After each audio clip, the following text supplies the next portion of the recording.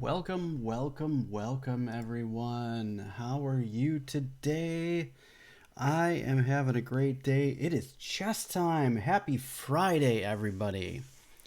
Today, we are going to be looking at my latest game that I had on Wednesday this week, which was at my local chess club. It is the first tournament, second tournament, first round, and we're gonna dive right in, which is gonna be great. Also, we did it. We reached Twitch affiliate, which I'm guessing shows a cool sub button now, which I don't believe I've actually seen yet.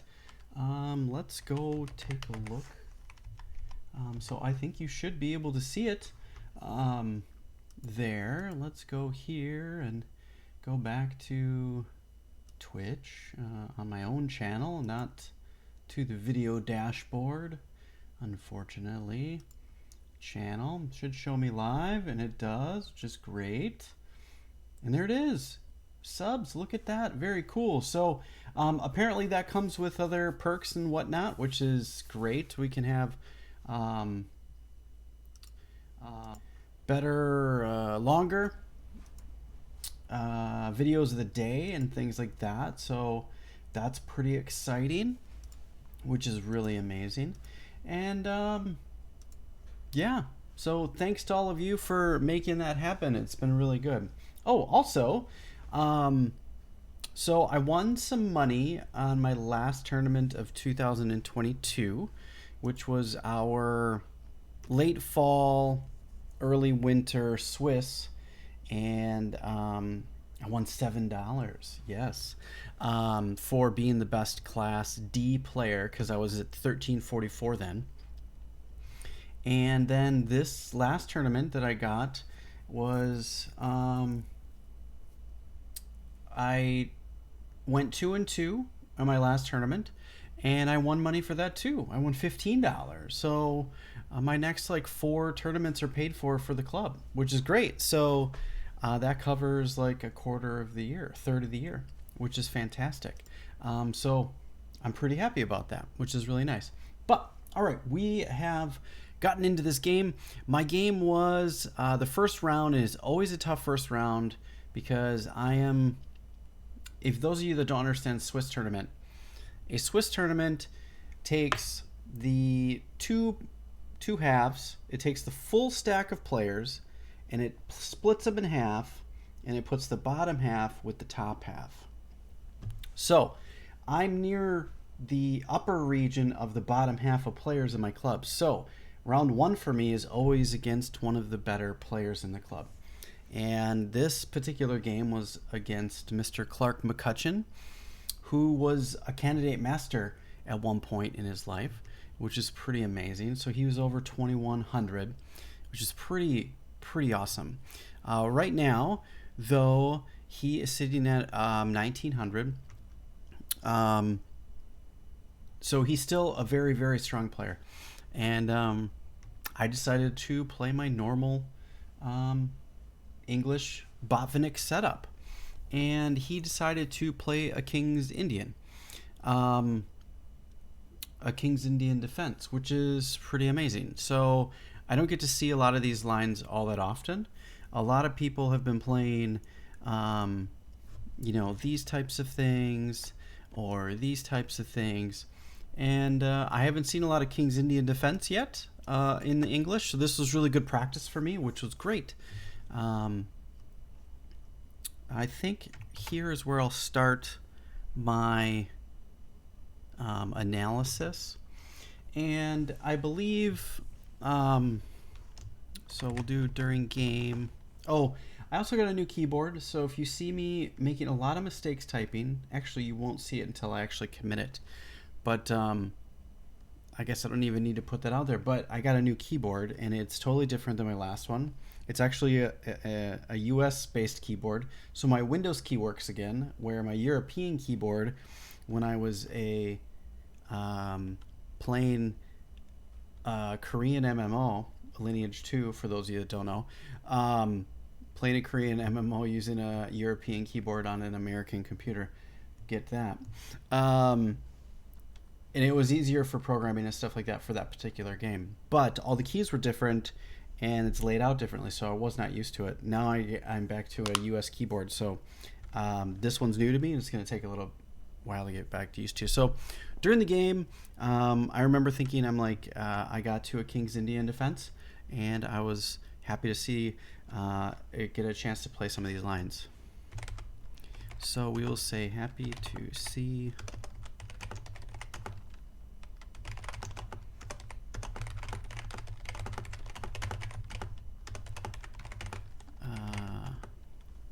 during the game. I said I was happy to see this. We'll commit that. And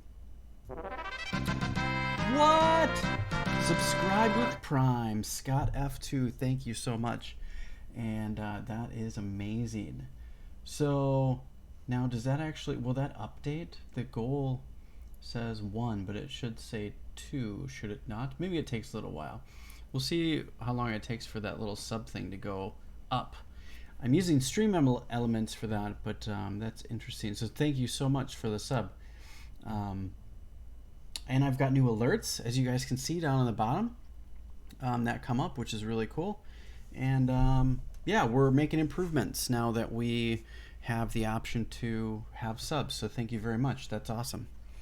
I believe you can be credited with the first. Yeah, you actually, you get the first badge. It says founder. You're a founder, 1 month subscriber. So that's pretty awesome. I like that little icon that shows up next to your name. Unfortunately, I gotta go. Wanted to make dinner, but wanted to stop in and say hi. Well, I'm gonna be doing some analysis for quite a while, so if you want to come hang out after dinner, that'd be great. Otherwise, enjoy your food. I hope it's delicious. All right, back to the game. Yeah, so we got some normal lines. I'm gonna play e4, and we're gonna get into our normal lines. A lot of times, King's Indian defense players are hoping for a d4, and I like to kind of take them out of their game a little bit.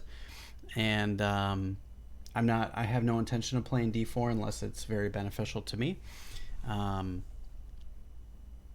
So this kind of works out. I don't want this kind of structure that would come up, but all right, we're gonna actually click off of that. So he decided to play e5. So during the game, I thought to myself,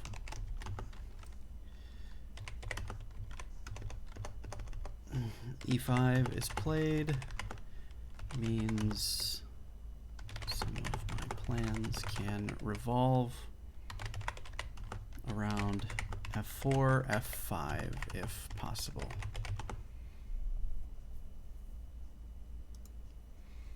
All right, so I'm just continuing my development. This is all kind of benign, and I get my ideal setup. All right, I think here, okay, we'll put it here. Actually, after this one.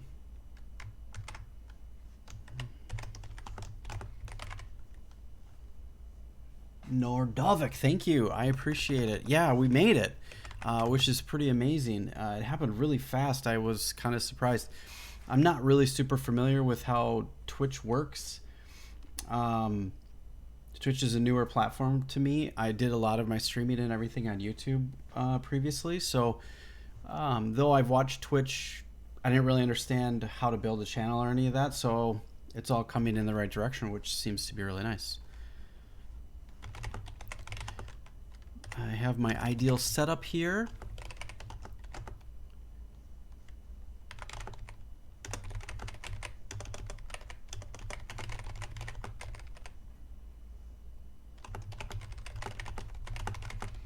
My DSB and preventing his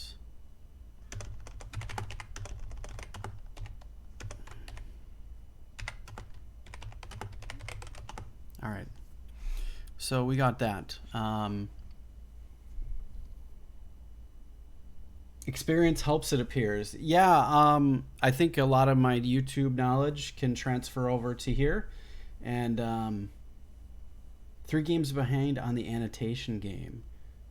Oh, you are? I've only got 7. This is my 7th one, so um, I haven't done a lot, but I've only just started at the dojo. So, um, yeah, for those of you that don't know, I'm part of the chess dojo. I subscribe to that plan, and I'm enjoying being part of that community. For those of you that don't know, you can do the exclamation point dojo, and it should show all the information there. So if you're interested, it's a really great place for adult improvers to go out there and take a look and follow a plan. A lot of people that are coming into chess are kind of not really guided, and this is a really great place to guide you along. So yeah, I'm really liking the plan. It gives me a structured thing to work on. I'm working on things that are outside of that, but I'm also adding the dojo stuff to my plan as well. And I think it's a really good mix, which is super helpful for me. So I've seen a lot of growth and improvement, and I see a lot more on the board, and it's been really helpful. So you guys should check it out. So yeah, here I've gotten my ideal setup. I got my little pawn structure here, the reverse triangle. I don't know really what to call it other than that. A lot of times I'll probably bring my bishop out to e3, but usually I like to actually we want to use these ones.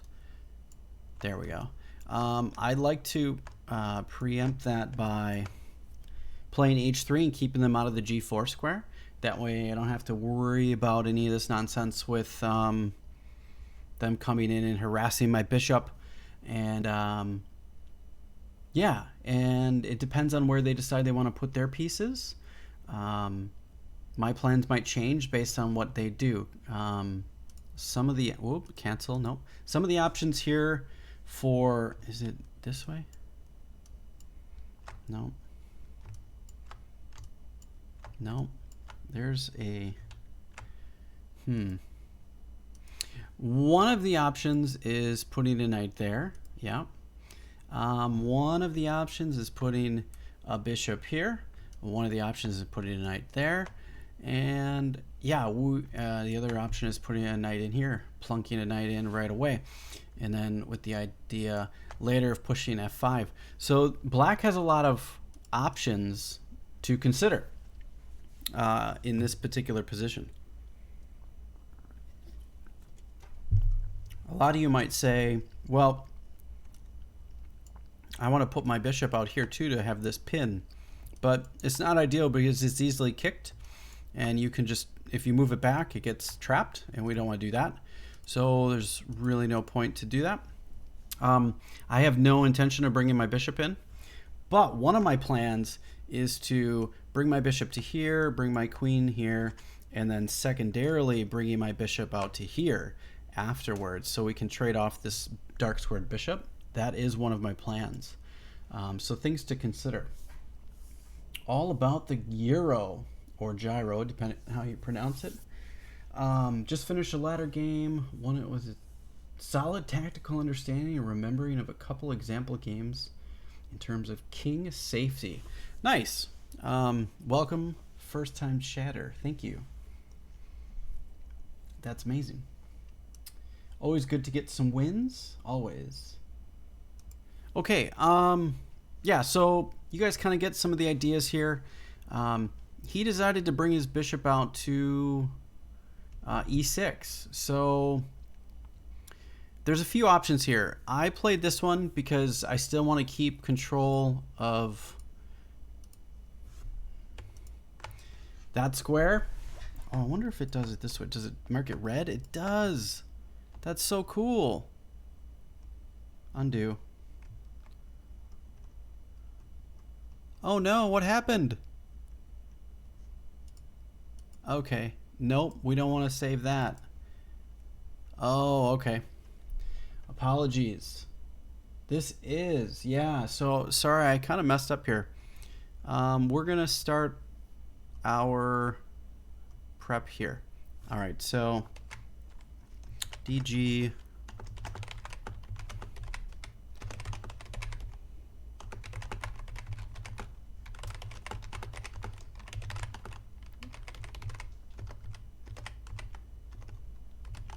Okay, we'll do that. Let me go back a few moves right here and mark this. DG.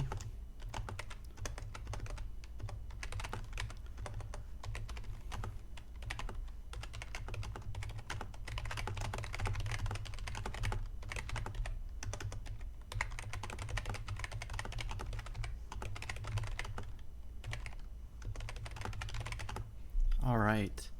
All right, so let's get to here. So I got to be careful with the buttons I press. All right, Bananas, I'm assuming this is Simon's Iron English repertoire. Yes, it is. And we're actually getting close to it, but I believe move 9, which is my move right here, this is my last prepped move. I actually made a mistake here. I played h3, which is not in prep. The move is knight to e5, and I didn't play it. F4 is a little bit premature, just because you have not taken care of protecting that square yet. So I played h3 to cover it. And I think I'm fine. It's a little, I'm a little out of sorts. Move order wise, it probably transposes. I remember thinking I should probably mark this move. This was a move that I saw, and this is a lot of times the line that we get to see. Actually, that's not the move. Let's remove that. Delete, removes, and then this is it. This is a move. This is a move order that I had saw. I tried F4 here in an over the board game and lost it badly. Yeah. If you're a little bit premature with F4, it can go sideways fast. Mainly, probably, I'm gonna guess that you got lit up on this diagonal. That's my guess, because the first few times I started playing the English Botvinnik system, I got smashed on the dark squares pretty quickly by prematurely moving F4. Yeah, and I was like, oh, well, that's why you have to wait to move F4 is that diagonal right there. And then a lot of times, depending on what you've done with this bishop, you get weakness on E3, and it's just, this is a key square, and it can just get really difficult really fast. It's not awesome. So you have to be very careful. Here in this particular aspect, I think it is okay, and black now has something to deal with.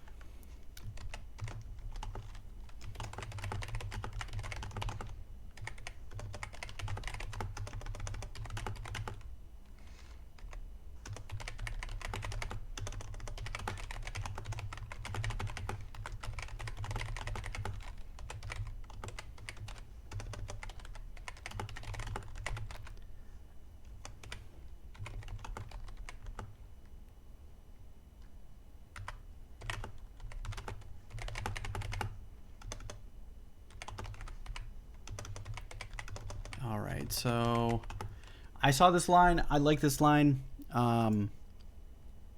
Let's put a marking on that. I believe this is slightly better for white, and I do have to be mindful of the dark squares, but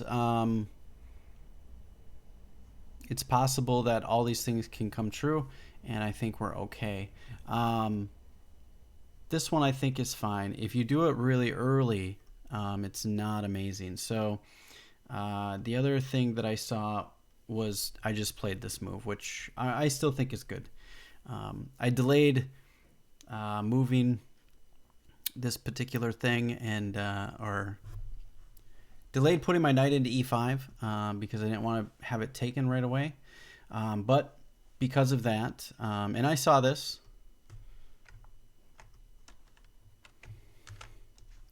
DG responding to black's threat of bishop takes h3. Normal normal ideas in the English. Okay.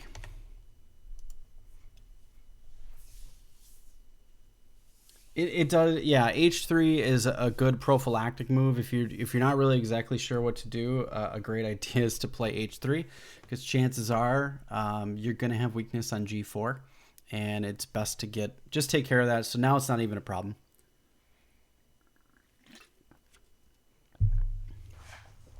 So one of the things that I saw, he played this, which to me I didn't really understand this move, and I'll talk about it. But I saw this new variation, and now here I want to do this, and then this, and a lot of times it's tough to want to take. We don't want them to get F4 in. That's the problem. And here I believe it's good to take.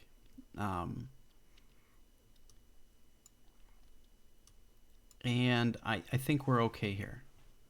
And it's a game after this, right? Maybe it's not. Maybe this is it's hard. It's probably more unclear than anything. Maybe equal. It's tough to say. I think either side has chances to continue the game.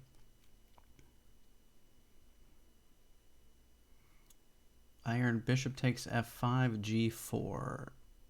Yeah, exactly. G4 comes, which is bad. So he almost has to take. He has to do something. So he might not play f5 right here. He might decide to take first.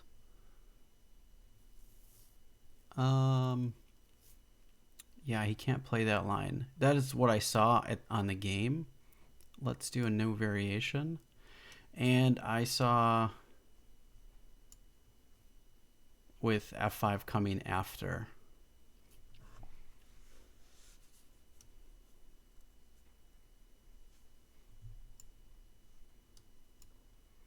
And here we have to play a game. So this is unclear. Let's put a note in there.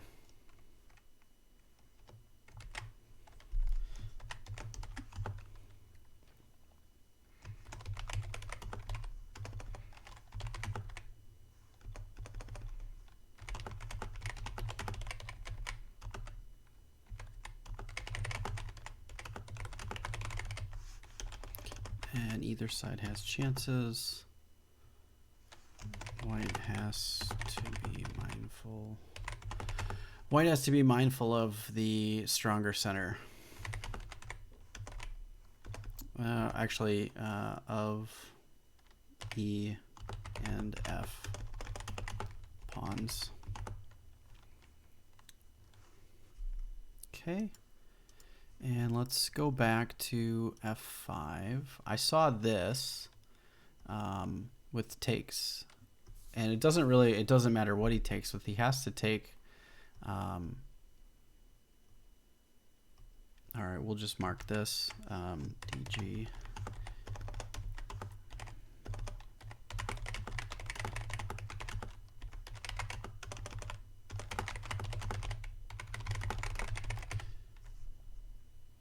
Yeah. So if he takes with any piece, this is winning for white. Obviously, I'm going to win a piece and can call it a game. But so he pretty much has to take.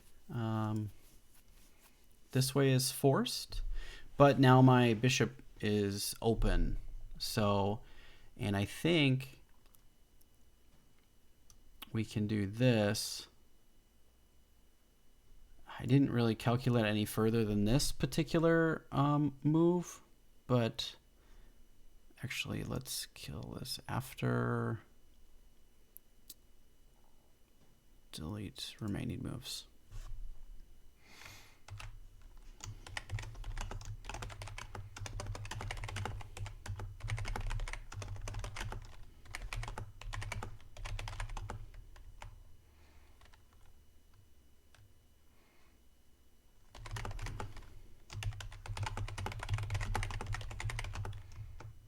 I think this is slightly better.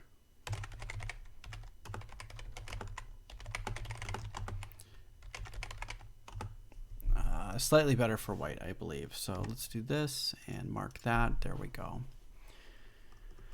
Okay.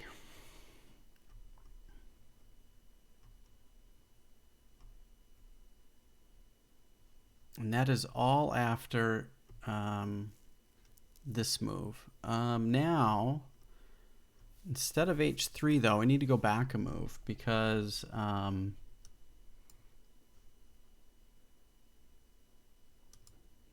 oh, we did cover that. Oh, I did cover it. Okay. Yeah. Okay. So I feel like this is slightly better. We're going to trade off these pawns and our light squared bishop is going to come to life. And if he doesn't, actually, I need to mark more in there.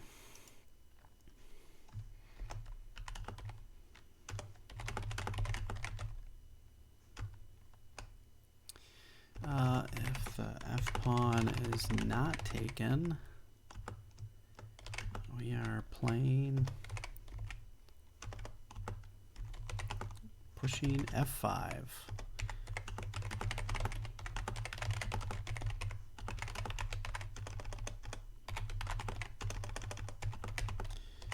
Yeah, so if he doesn't take it, you know, the f5's coming. This is gonna become a problem that he has to deal with. And then, you know, this is opening up. This will then follow.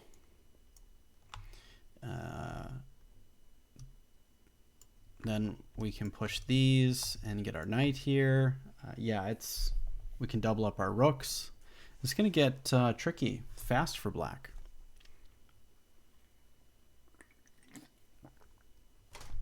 I'm not even sure that this would even be a try, honestly, because I feel like I'm still, even if he pushes that, I'm pushing f5, I think. And it's a game. It's gonna be hard for them to deal with. So I'm not exactly sure how to deal with it. This is almost an old school English position here. Yeah, I feel it is.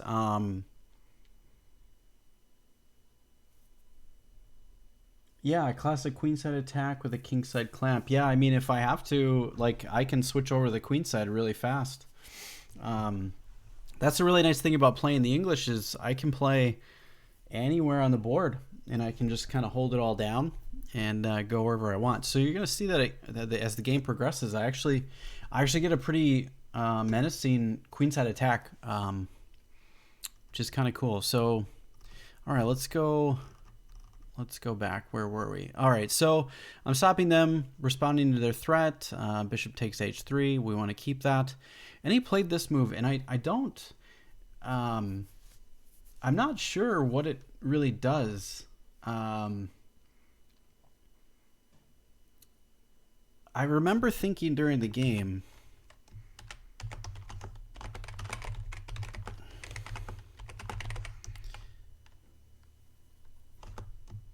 this move didn't make sense to me.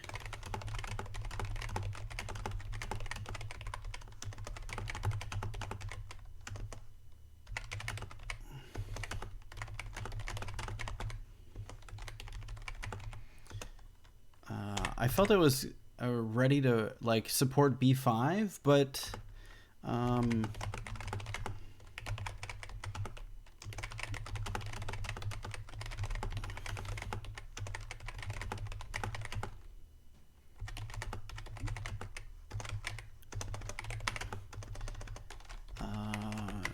perhaps it was to get off. This is what I thought during the game. Um, I felt like this was a weird move. But what I do think is that it served a purpose by getting off of the light square, the long light square diagonal later in the game. It was a nice waiting move that he's going to have to deal with, or doesn't have to deal with later. He may have no purpose other than that. I didn't get to do a postmortem with him, unfortunately, because this game lasted until almost 11 p.m.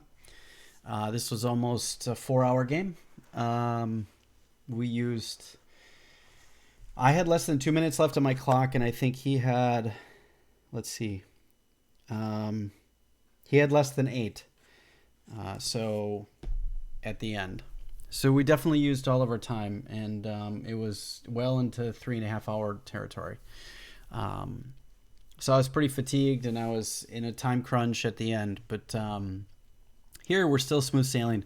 But yeah, I saw this move, and I didn't really understand it other than the fact that maybe he's expecting the light squares to open up from the center and then go from there. But yeah, unless he played h6 and then b5, it kind of doesn't really serve a purpose because, I have control of that square. He can't push that right now. So, I'm not quite sure. Interesting. Yeah. Nope, cancel. So, I thought, well, okay, I can get my plan in here. And if he takes, I feel like this is going to be good for me. So this is a pretty common theme and idea in King's Indian defense lines in the English. And the idea is to control the light squares in the middle. You do give up this particular key square, d4, for their knight if they want to bring it in, but we can take it off if we want. And if they do move in there, this is really good. So I saw this as a move, so we'll put that in as a variation. And I saw this as a variation as a common idea.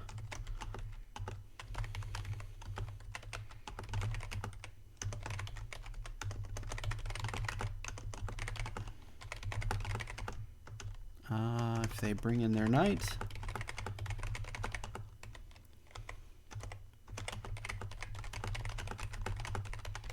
and it's a permanent hamper on the dark squared bishop. And I feel like this is better for white. All right, so we'll do that equals, and this is slightly better for white, I think. We can also push this pawn here, and our light squared bishop's going to come up. Yeah, I feel like this is a lot better. This bishop, his bishop on g7 is just kind of stuck. And if he takes, which is another line, I just take, and if he comes here, I feel like this is good for, this is what happened in the game, but I felt like this was going to be good for me. So e4 and f5 are clears. Yeah, follow on. Yeah, the e4 and f5 are f4 and e5 are definitely follow-ups, yes. Yeah. I also saw this, which being the same thing. His dark squared bishop is stuck. I feel like this is better for white.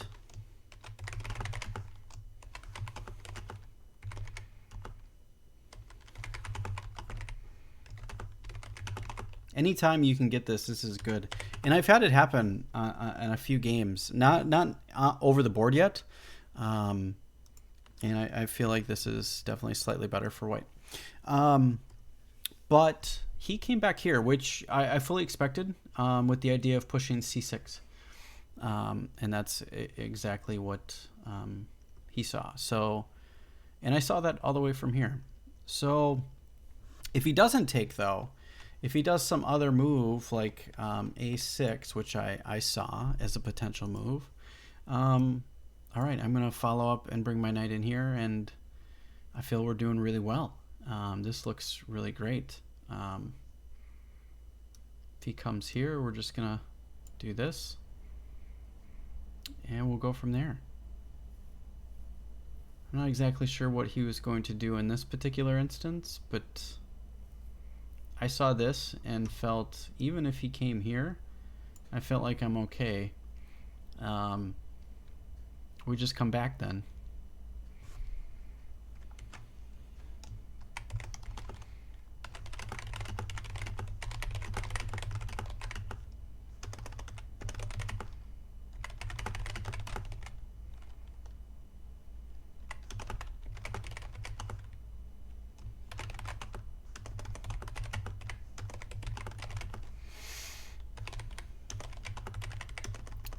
Queenside space.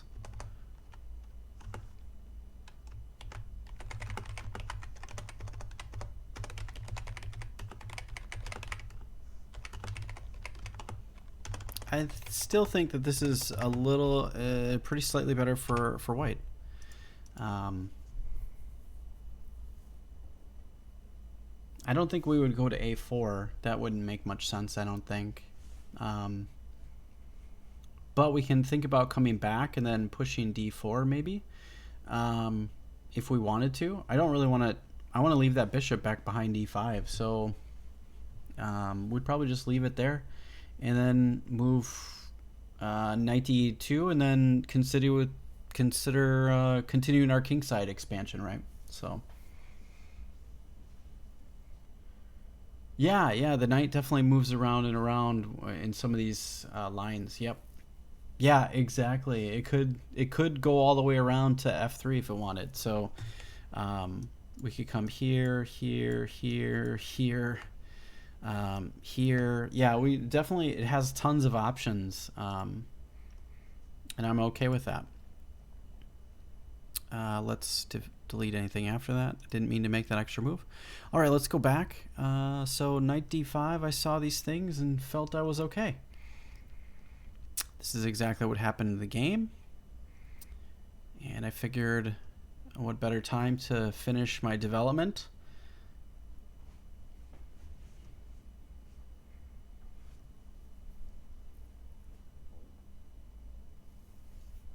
Yeah, the b pawn is usually stuck here. Yeah. I developed my bishop with the idea of attacking this pawn, but I never even considered taking it, unfortunately. And I missed an opportunity, I think, here because I didn't see deep enough.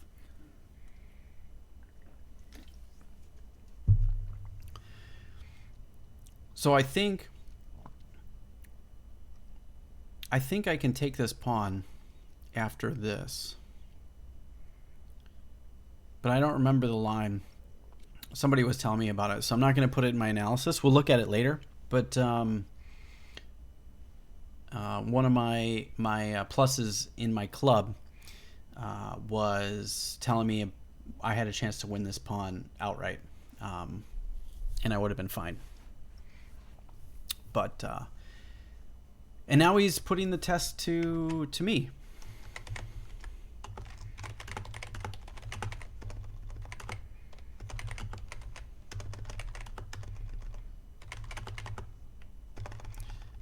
Decision, actually.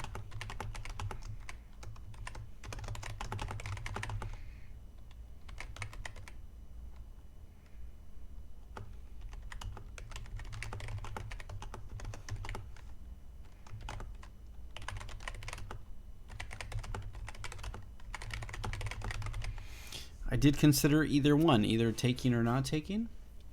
So I saw this as a potential way to go, which is what happened. I also saw not taking. I did not consider taking that pawn because I felt like it was trapped. I'm going to say this, new variation.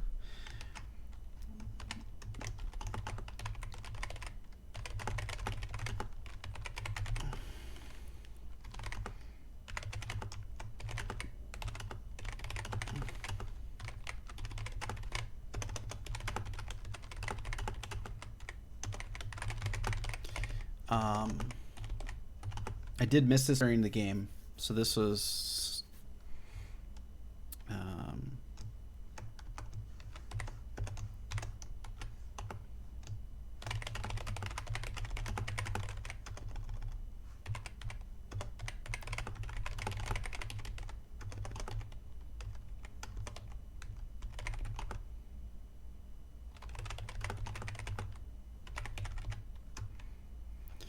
so I didn't consider this just because this was uh, this was unclear to me at the time, but this is actually better for white because now I gained a pawn and I'm up because I'm attacking the rook. And the idea is this and this, and he's got to move the bishop or the rook, whatever. He can either move there or here. Doesn't really matter. We'll say there, and then we can just come back. I don't think I would move it there. I think we have to come back, and this is definitely better for white.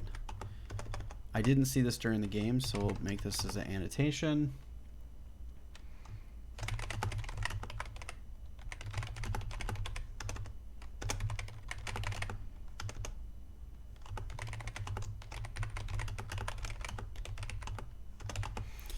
All right, and we can definitely mark this as slightly better for white because we've won a pawn. And I don't know if it needs to be marked as a good move. I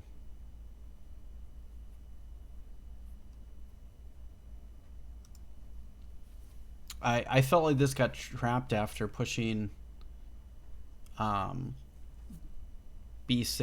But to me, you could just take the rook then if he moves b6. And I dismissed it immediately, which is part of my short thinking.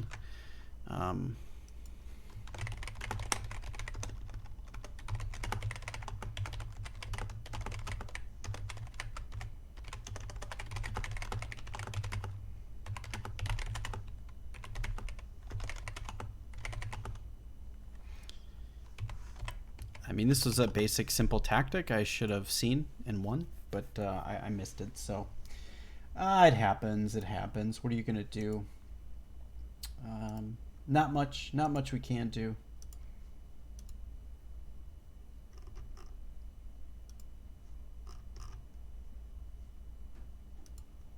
Sorry, it's just checking my messages here. Okay. Yeah, that would have been a better way to go, and we're definitely winning.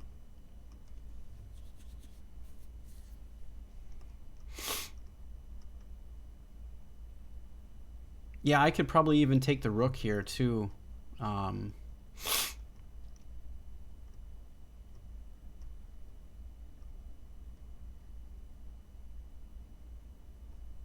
Actually, what's the other thing? So we do bishop takes a7. He does this. Actually, here we'll do this. New variation. We do this. Attacks the queen and the rook. Depending on what he does here.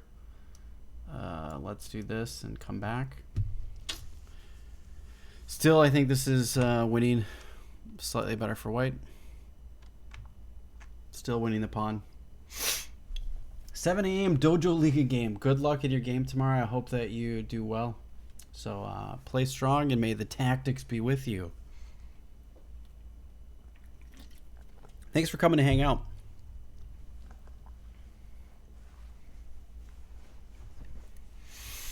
All right. So we still want a clear pawn. All right. So... Oh, I wonder because now that I'm an affiliate, I don't have all these extra bots in here. Yeah. That makes sense. I get it now. Okay. That's funny. I didn't even think of that. Interesting. Okay. So, all right. So, this kind of progressed and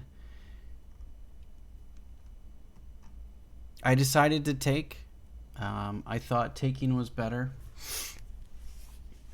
Congrats on Twitch affiliate. Thanks for the technical support on videos you made for the dojo. You are welcome. I hope they've been helpful. Thanks for coming out and hanging out with me, Rook Handler. I know you've had some games recently. I hope you've been doing well and progressing. And thank you. Yeah, it's been a pretty awesome journey.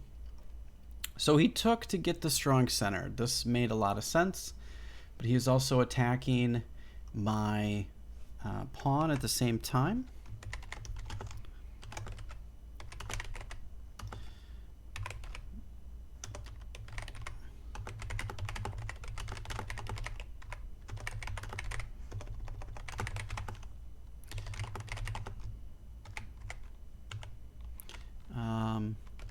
Yeah, I'm going to play the next move here because I already want to play queen to d2, and it kind of covers two purposes. And at this point, I'm thinking I can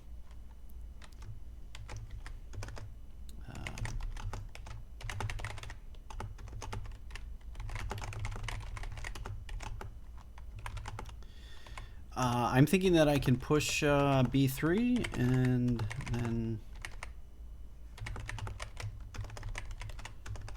trade off the dark squared bishops.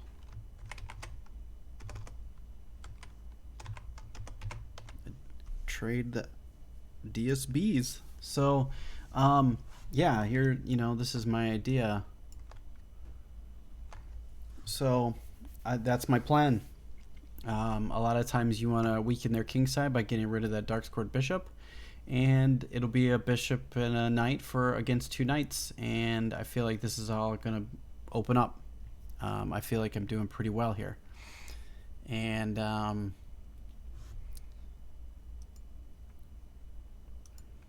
think I need to put more in there.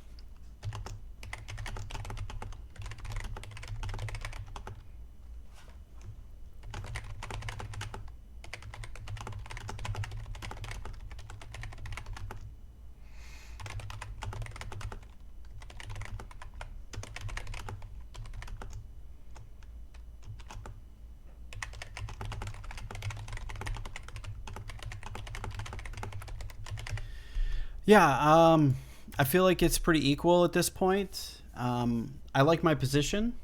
Black does have a stronger center. He's got that extra pawn. Which is fine, but I think that I've got enough pieces in the middle with my bishop to open up where I should be okay.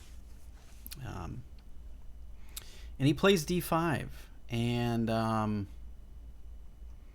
I was expecting this move, but I didn't know. I guess I kind of expected that most of the things during the game, a lot of the middle was about to become open. So one thing that I didn't want was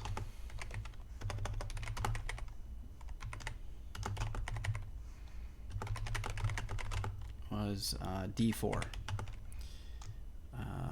closing the position, making his knights stronger.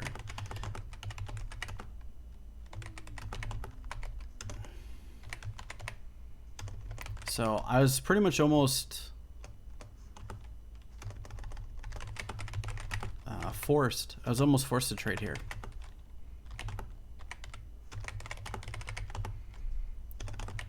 To open lines for my bishop.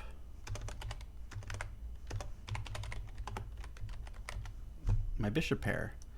Yeah. My bishops want to come to life, so I might as well open it up. That's what I'm thinking. So, bam. Takes. And I was like, okay, my bishops are seeing some life now.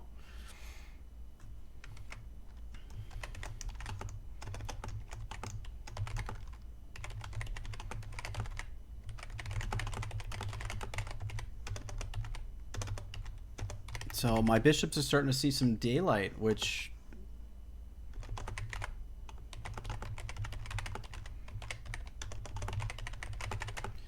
feel like this is getting better for me.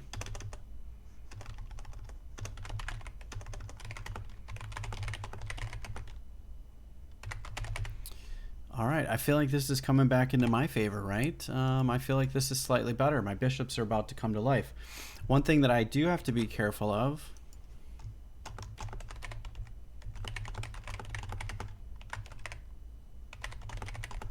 with d4, closing in.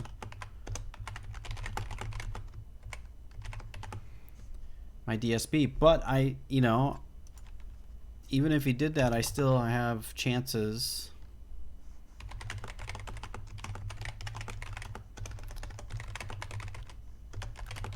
And openings on h6 to trade. I feel like these are pretty good, you know. I have that. If this comes, you know, and we trade off, and I think I'm doing fine. I think I'm doing okay here. Maybe I want to keep the bishop pair at this point. So to me, I was thinking I wanted to keep the bishop pair.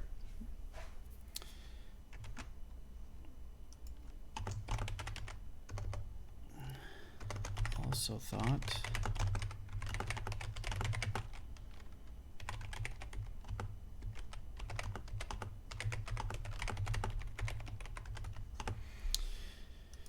so I was thinking for a while, what was the move? This is move 16, so move 17. Yeah, I had an 8-minute think here, and I came up with I was looking at trading.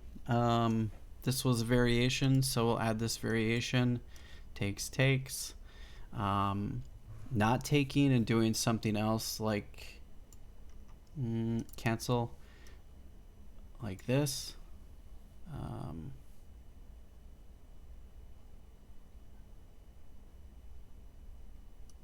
Insert.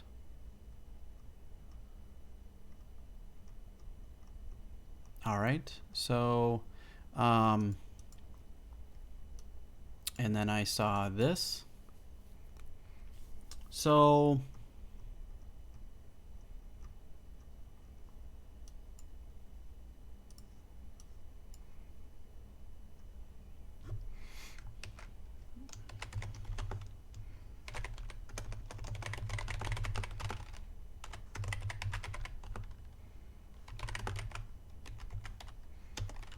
I thought this was decent, but simplifying. I'm not sure if I like it or not.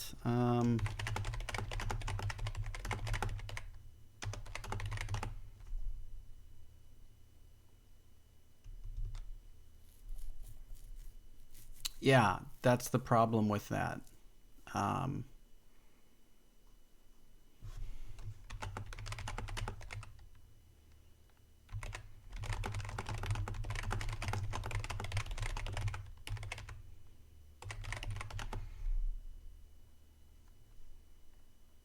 I like this, but I'm not sure that it gives me enough compensation, right?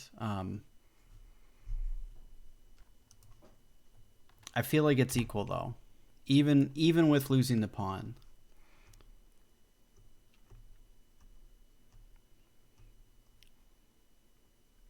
And then I can play whatever over here.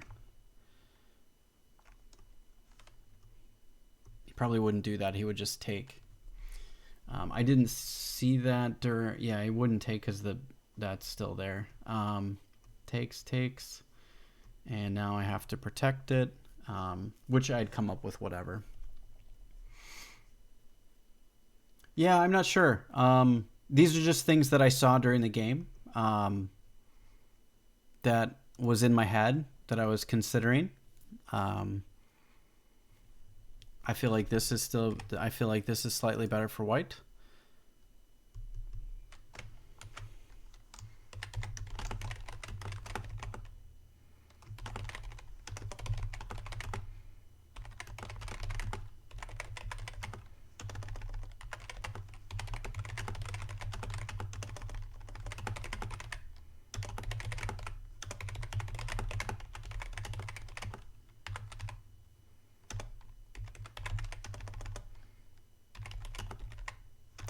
Yeah, any other moves are capable other than actually instead of uh, e4.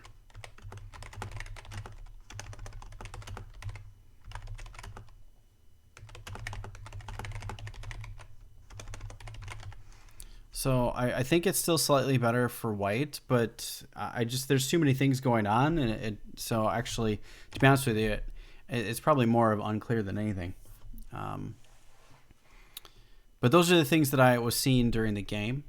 Um, but I felt that keeping my bishop was better. Did I mark that? So yeah, I did say. So I came up with the move right here. I came up with this move with the idea of protecting it right away with b4, and then I don't have to worry about the b pawn being a problem anymore. Now it's an asset. I'm going to push that thing down the board, and I've got this nice pin here on the knight, and I feel like this was a great try. I like this move a lot. I don't know if it's the best move in the position, but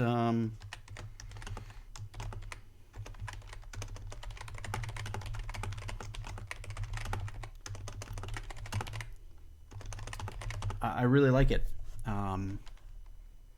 It's active. It's an active move. Pins the knight.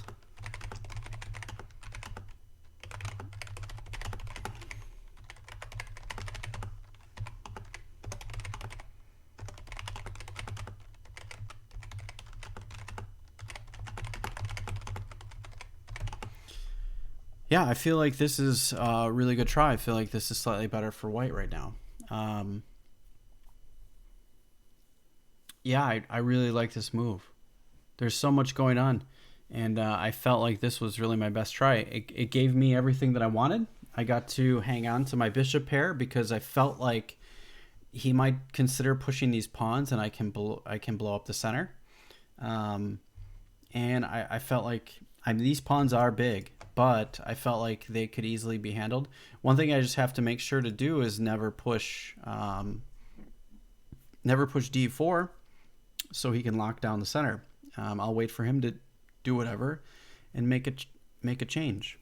I'll let him commit to changing the pawn structure because I'm happy with it the way it is.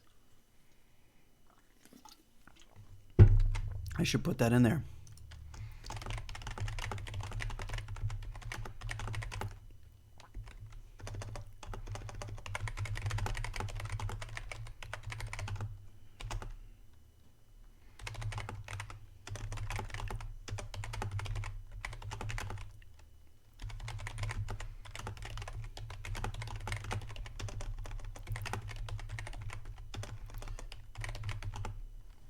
Yeah, I feel like this is really good. And he's a smart guy, so I really didn't know what he was going to do here. Um, I got up and walked away from the board at this point because I was like, okay, deal with that by yourself.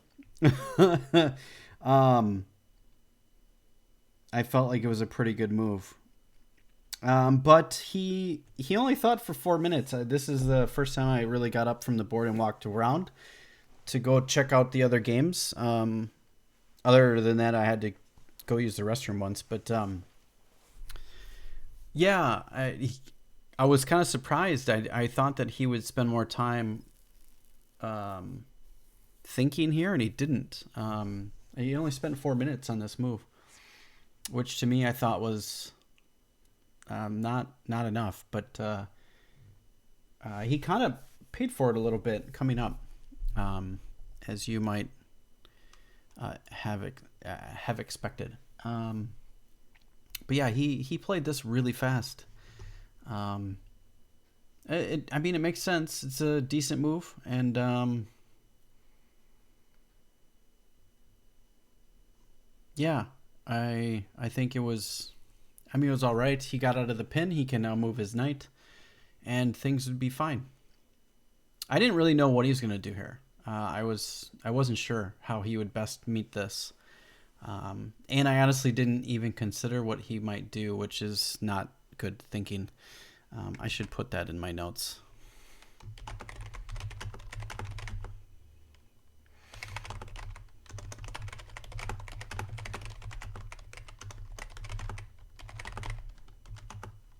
I mean, I did spend 8 minutes here, and I didn't even think as to how he would respond. I couldn't find a response.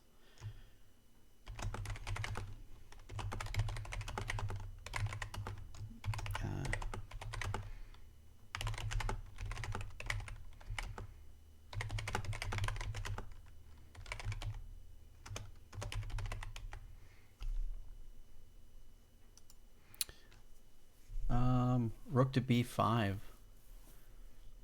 I mean, if he plays rook to b5, I'm playing b4. I saw him making that move. I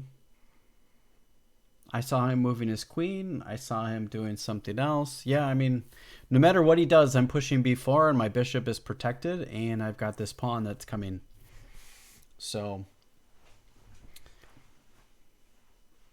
yeah, no matter how he responded, the way that I really the one way that I did think that that I saw after he'd moved his rook was he made this move, but I saw this move as a variation, but I saw this after he had already moved, with the idea of pushing f5.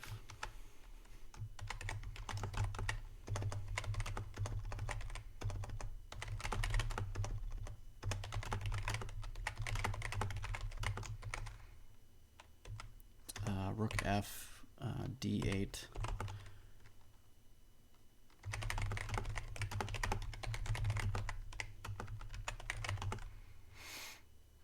But it was moot.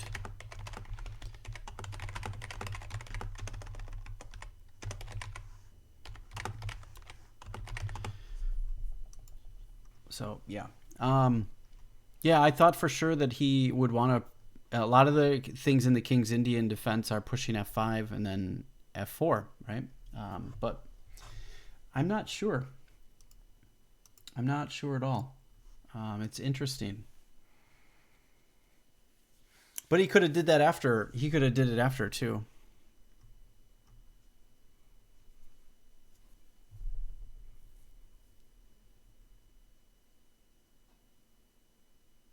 Yeah, d5 is really guarded though. I mean, yeah, I mean, he can always bring the knight here and here really quickly, and have it protected again. So, but yeah, you're right. It's possible. I don't know. It's interesting. It's a weird position. He probably played the best move in the position. I really have. I have no idea. I haven't looked at any of this with an engine yet, so I probably won't. Maybe I will once I've given it a really full go at it. But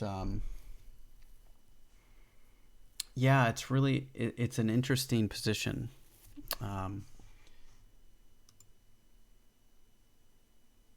Yeah. I think I need to window view. No, we don't want that. Window panes, and I think we had best book line here. That pushed everything up. Okay, now you see it. That's why. Sorry you couldn't see the analysis before. When I clicked a button, it changed my screen size, and I had to fix it again. So I'm like, well, I'm just going to continue with my plan. Protect the pawn or protect the bishop, and I'm good to go. I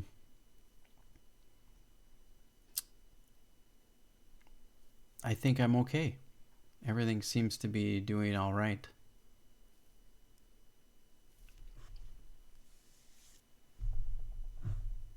I can mark this.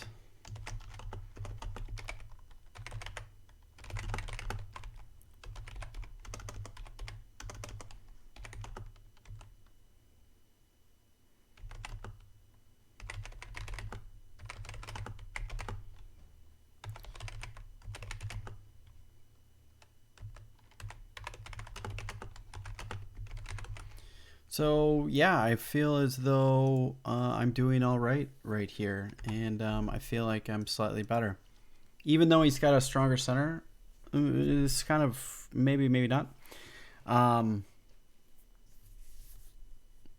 I feel like these two pieces right here being protected like this are just really strong and hard to deal with. Maybe I'm wrong. I'm not sure.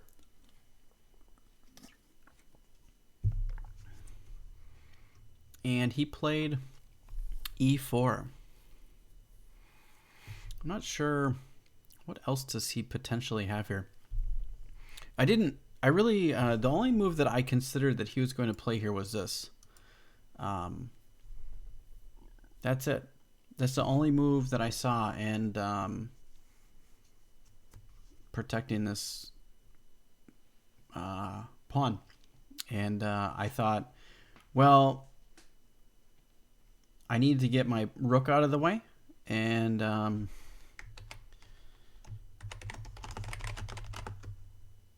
right.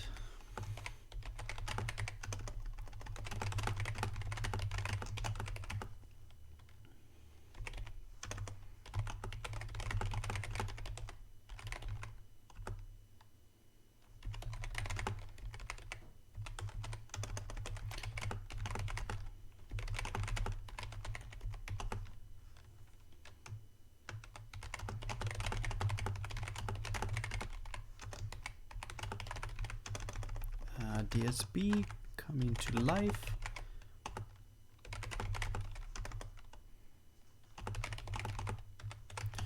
So yeah, the only thing that I was worried about was really the dark squared bishop coming to life and my rook on a1 coming under fire. So I fully expected him to kind of start coming after this queenside pawn structure, but it never really came. Nope, that's not it. Delete after. Okay, let's go back. So he played e4, and I missed this move completely in my over the board.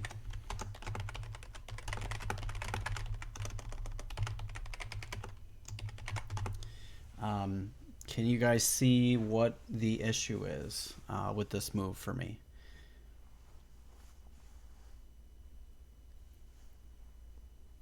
I really don't think that I can take it,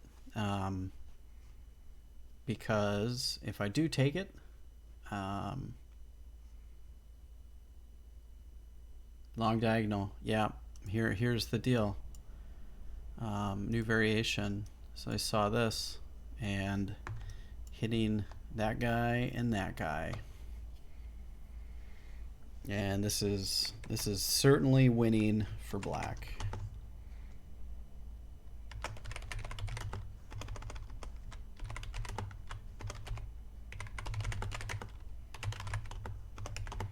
Yeah, there's nothing I can really do to stop this. This is pretty devastating. So this is no good. I cannot allow this to happen. So, and yeah, I missed this. You're not so sure. You don't think this is winning? Really? I don't know. Or you're not so sure that it's completely winning. I mean, it's you're losing in exchange if I take that pawn. I don't see any way. I mean, yeah, I have a little bit of compensation, but I don't think it's enough. I really think it's better for black, like by a lot. Yeah, I get the dark squared bishop, but I lose a rook. Yeah, I know mine is strong, but all he has to do is get his pieces off of dark squares, and it's not a big deal. All his pawns are on white squares except for one. It's kind of, my dark squared bishop is kind of garbage almost, and he always has the option to trade back.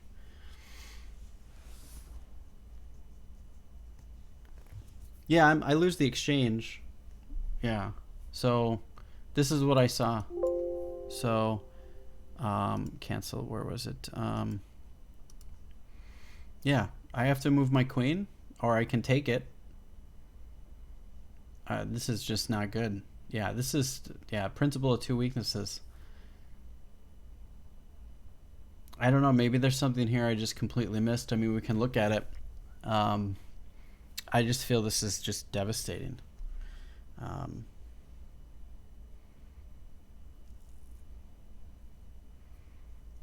no, no, not while I'm streaming. Takes. I mean, I don't even have to do that. I mean, that is a take. Take. This just does not look awesome.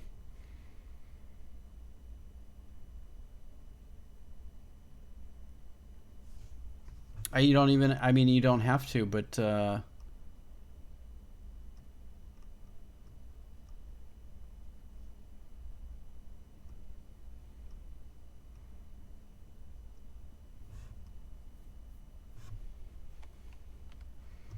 I guess I should probably say after this.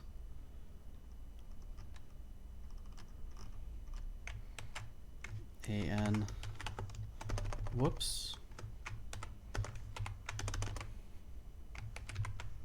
What is happening here? AN. Okay, let's close that. Oh my gosh. Something was going on.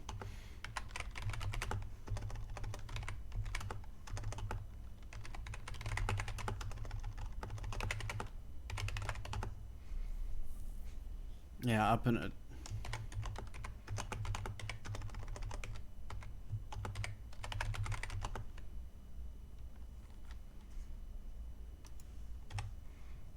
Whoops. Save, save. Queen to g5. All right, let's go back. So what's the move sequence that you're thinking here? Because you're saying queen to g5 right now. He'll just take my queen.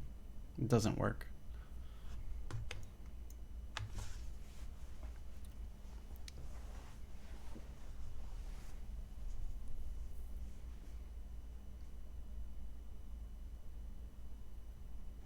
Bishop takes e4. Okay. Rook takes a1. Okay.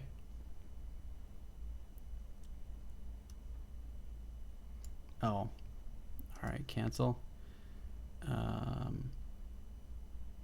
Rook takes a1. Bishop takes, and then queen to g4. New variation.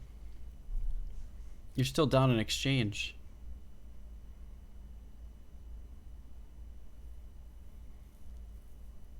This might be better. Let's see.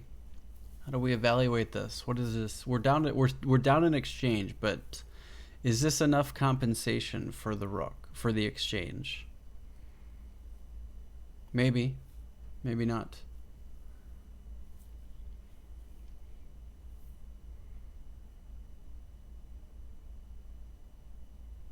Yeah, it might be.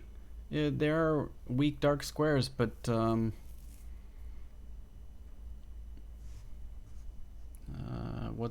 let's find a move for white, or for black here.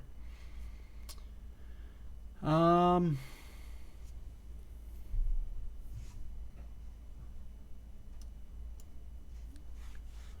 f5 looks pretty hard to deal with. I can almost force a queen trade with my next move as black.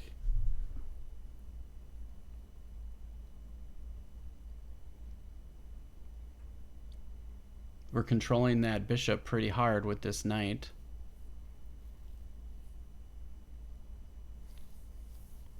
Yeah, I feel like that bishop's not enough for...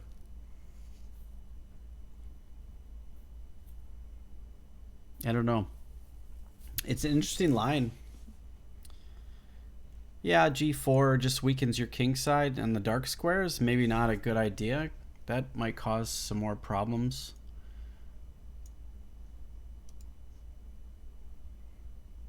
Yeah, one thing you probably don't want to do is move any pawns in front of your king right now. Not when there's these big heavy pieces on the board. I get the idea of kicking the knight. It makes sense.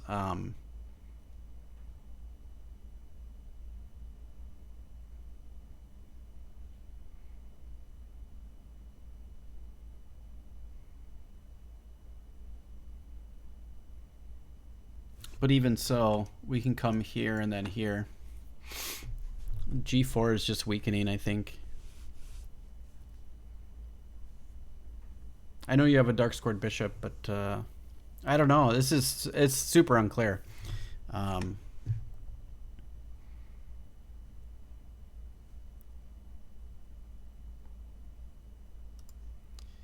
We're gonna say that it is unclear.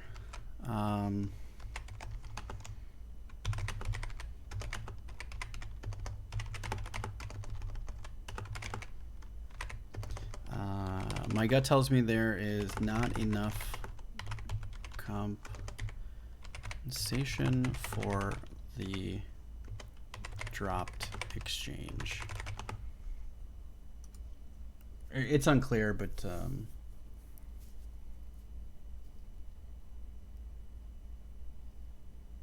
yeah, I mean, this is hard to see. This is 4 or 5 moves deep, you know, and we have to see that from here. So that's 1, 2. So that's 1, 2, 3,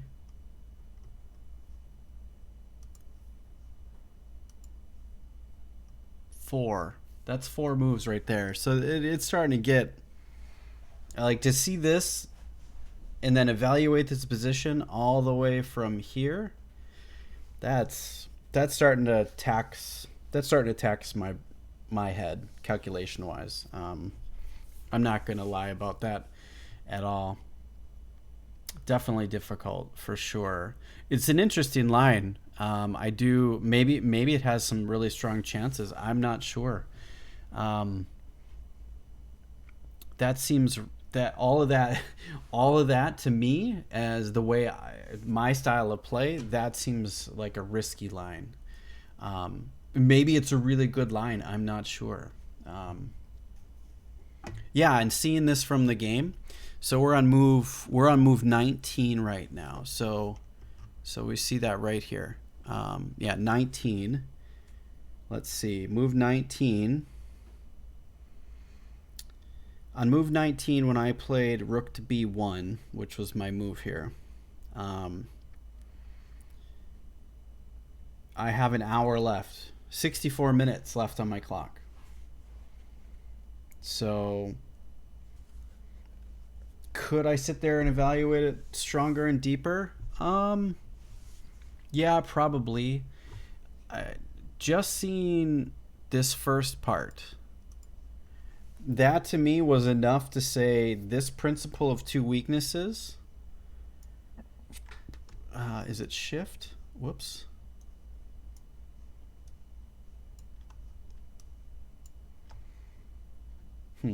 Don't remember. Okay. Though just having that right there was not good. Oh, okay. Well, that's cool. That's not awesome. Super mean, dude.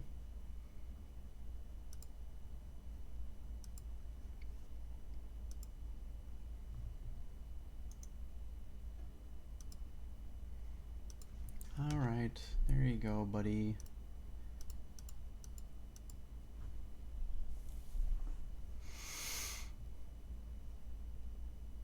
One message deleted.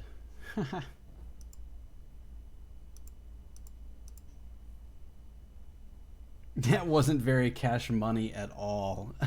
But yeah, you know, this just was not, you know, also he's attacking this too, and it's just like, oh, that, I don't like any of it. This just looks bad. This was enough for me to dismiss anything after it. I suppose I can probably put that in my notes.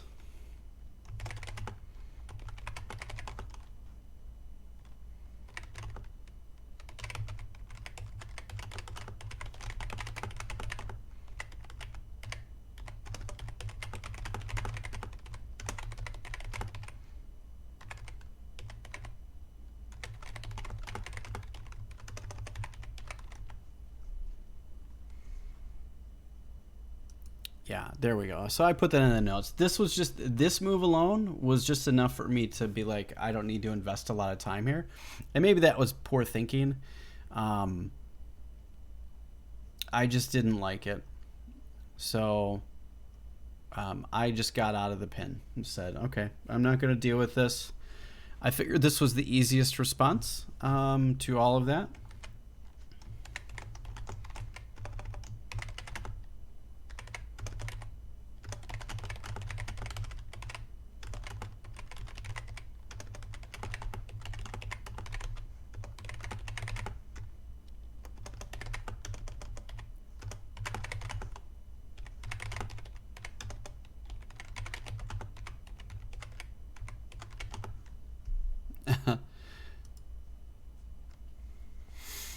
So, yeah, I think Rook A B1 is a solid move. I don't have to worry about doing any exchange sacks or any of that kind of nonsense, and I feel like it's just a solid move.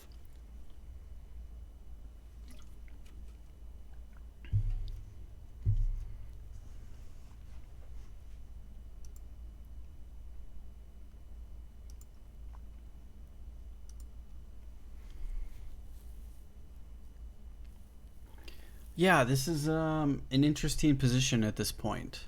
Um, and I thought, yeah, there's definitely there's possibilities. There's a lot in the position. Um, I'm not super happy. I should put these in my notes here.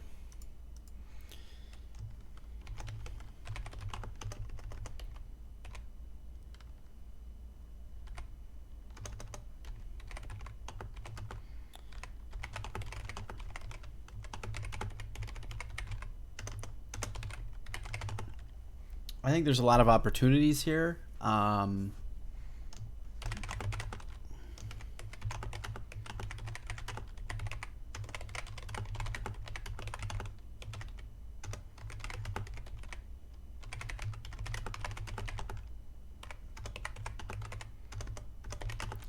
It can always go. My light scored bishop is kind of hindered right now, but it can always go to h3 or f1 later in a lot of lines after some in maneuvering.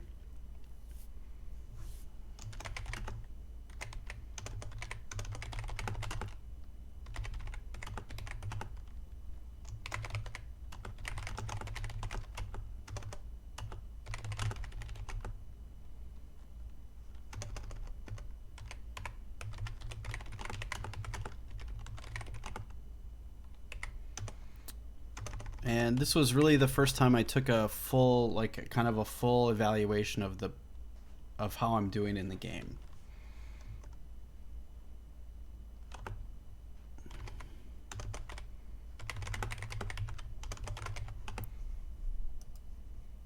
I like to try to do that around, the anywhere between move 15 to 20.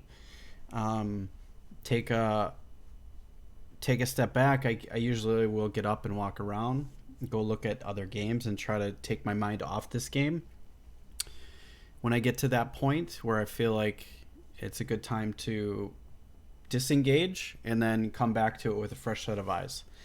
I like to do that every once in a while because it keeps my mind fresh. And sometimes when you get up and walk around, at least for me, now I know not everybody's like this. One, it gives me a chance to stretch my legs, and two, it gives me a chance to come back to the board with fresh eyes and not get tunnel vision as much, because I definitely have a tendency to have tunnel vision. All right, dude.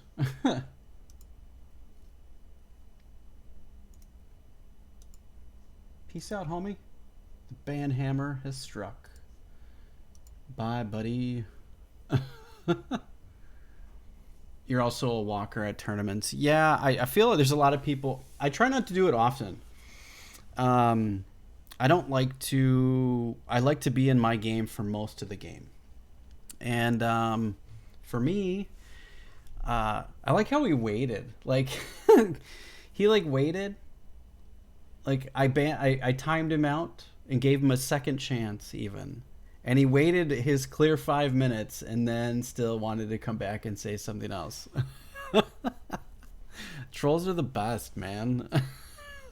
Keep you on your toes. But that's hilarious.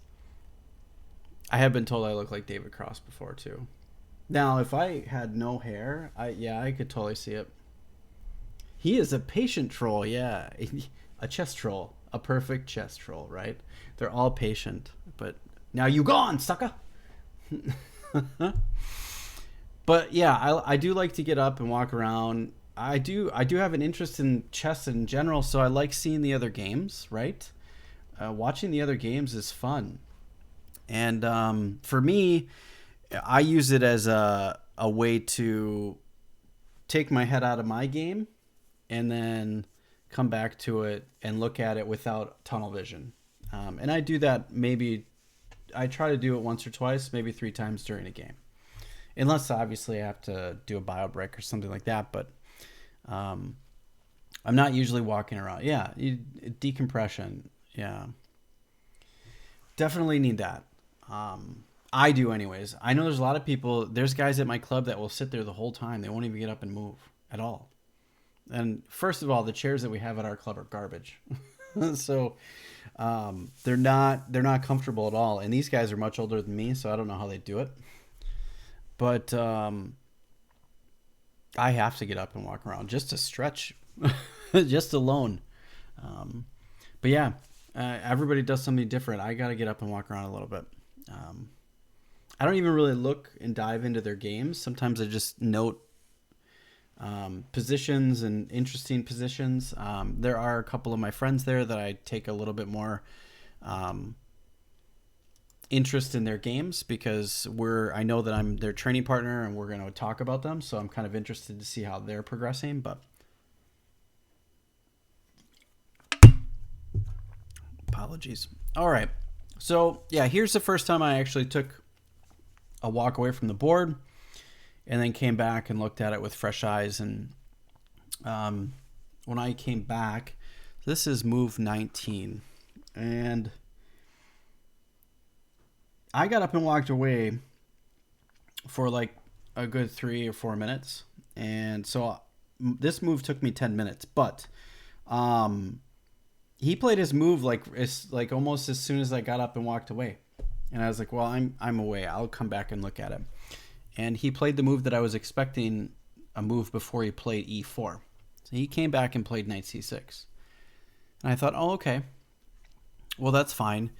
And I didn't really think a whole lot about this move. Other than I really did not want him to get his knight into e5. I thought that was just not good for me. And this was most likely his intention. I probably should have given a little bit more thought to this move, honestly. And because takes, yeah, new variation, takes. And now let's take a look. I did not evaluate this, but I was still in the mindset of I don't like this move. During the game,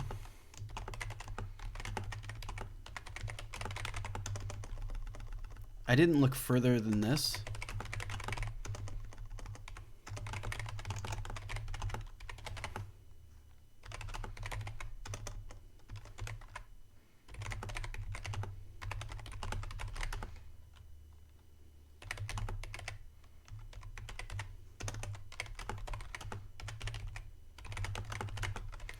Yeah, but after I'm looking at this, I think I'm okay.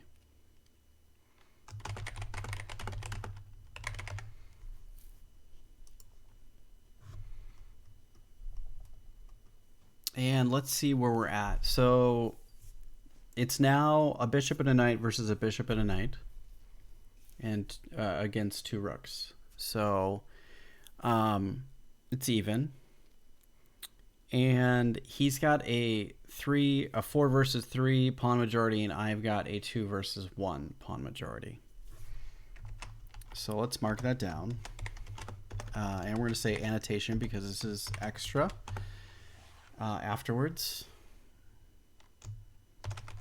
Material is even.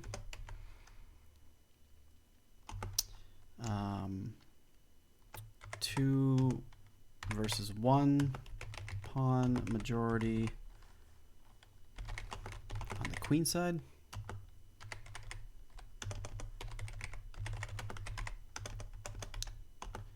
And he has 4 versus 3 pawn majority on the king side. Bishops, same color. So how do we evaluate this position?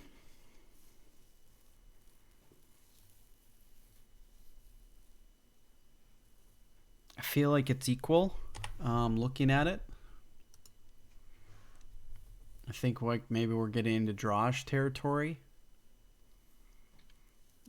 Being white, I'm still trying to push for a win here, but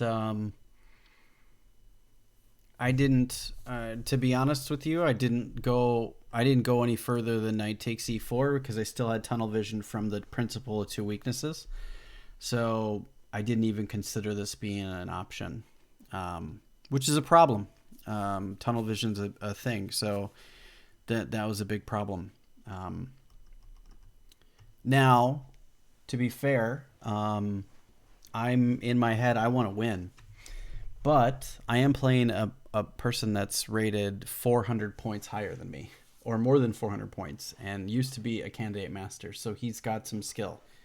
And getting a draw against a former candidate master is a pretty big deal for me. So that's nothing to complain about at all. And I felt like that probably could have been, for me, a big deal. So looking at this and having more of an equal position, I feel this is pretty equal. It's really quiet. I don't feel like there's a lot of tactics here. I don't know what kinds of things could come after rook takes d7. It looks kind of drawish. I'm going to get my king in a white square. I have the queen side majority. He's got the king side majority. Yeah, there's stuff here, but like I said, I mean, this is one of those things that's 3 or 4 moves deep. Maybe it goes somewhere, maybe it doesn't. I'm not sure. It's getting into endgame territory for sure, which makes things, which can be even more challenging. Because right here, that's 1, 2, 3. 3 moves deep, not outside of my capacity for sure. I should have been able to calculate this, but unfortunately tunnel vision just brought me to here, and said, nah, I don't like that, and then dismissed it immediately, which is a problem. So I'm putting that in my notes because it is a problem. I should have seen this line, and if I really was trying to, if I felt at this point in the game that, okay, I'm losing my advantage or I don't have an advantage, maybe it's, there's still a lot here to consider. But his bishop just got super active. Mine is not super active. Maybe it is time to consolidate and just kind of go for a draw, but I'm not sure. It's interesting to think about though. So let's go back. So I decided to play d4. Main idea was to I wanted to keep his knight out at e5.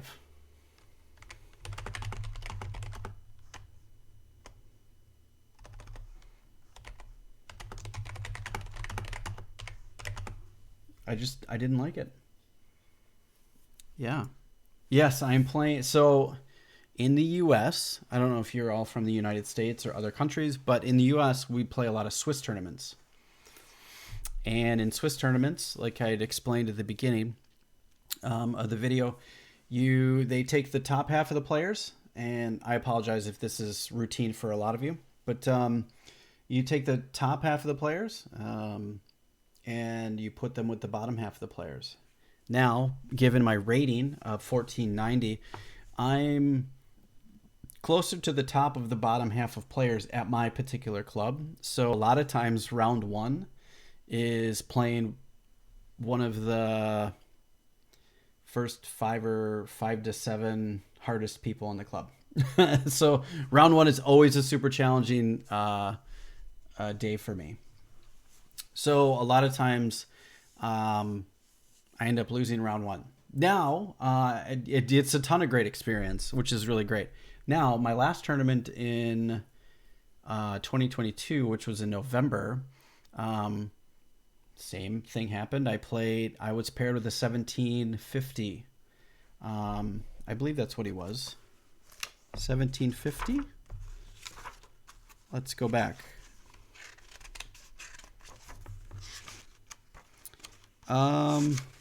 Yes, 1750. And I got a win. So I beat a 1750 in round one. And then in round two, I played another 1900 at our club, and I got a draw. And then my next two games, I got draws after that with a 1500 and then a 1621 at the time. So I went up 150 rating points at the end of 2022, which was fantastic. So it was really great. I was pretty happy with that. And I won money for that tournament because I did the best out of my Class D players. Now, fast forward to 2023, I played my first tournament. I went 2-2. I lost to a 1750 or 1794, but I actually had chances to win that game, which is pretty awesome. And if I would have found a tactic, I probably would have won. But I didn't. Time pressure was a thing, and I missed it. And then, but that's part of the game. And then I won a 1400, and then I lost in spectacular fashion to a 1690. And then I beat a 1000. I ended up losing 2 points. But I did lose 2 points in the first tournament of the year. But I won the best class prize for Class C, and I made $15. So my next 3 tournaments are covered, which is pretty amazing. To answer your question, yes, this was in English, the Botvinnik system. For those of you that just came, let's go back. I'm not going to go over the game right away, but the whole thing. I'll kind of buzz through it a little bit so you can kind of see where we got to.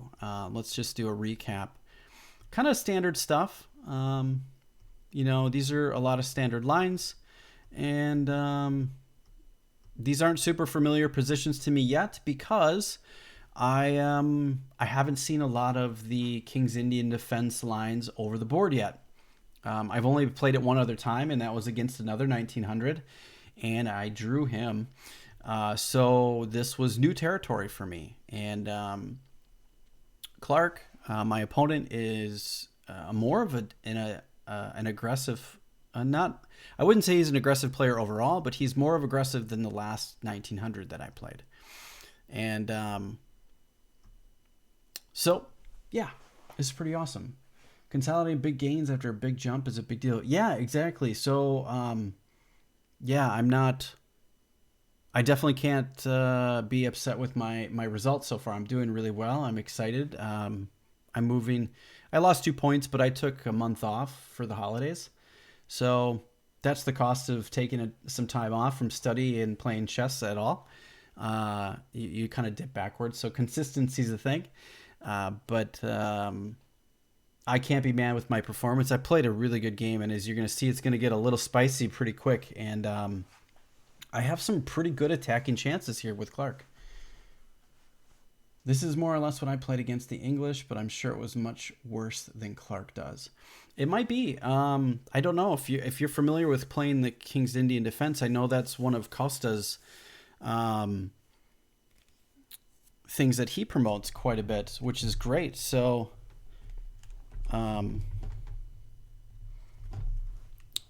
yeah, maybe there could be some learning for you during this on how to play the King's Indian Defense, because Clark plays it really well. I mean, he's a candidate.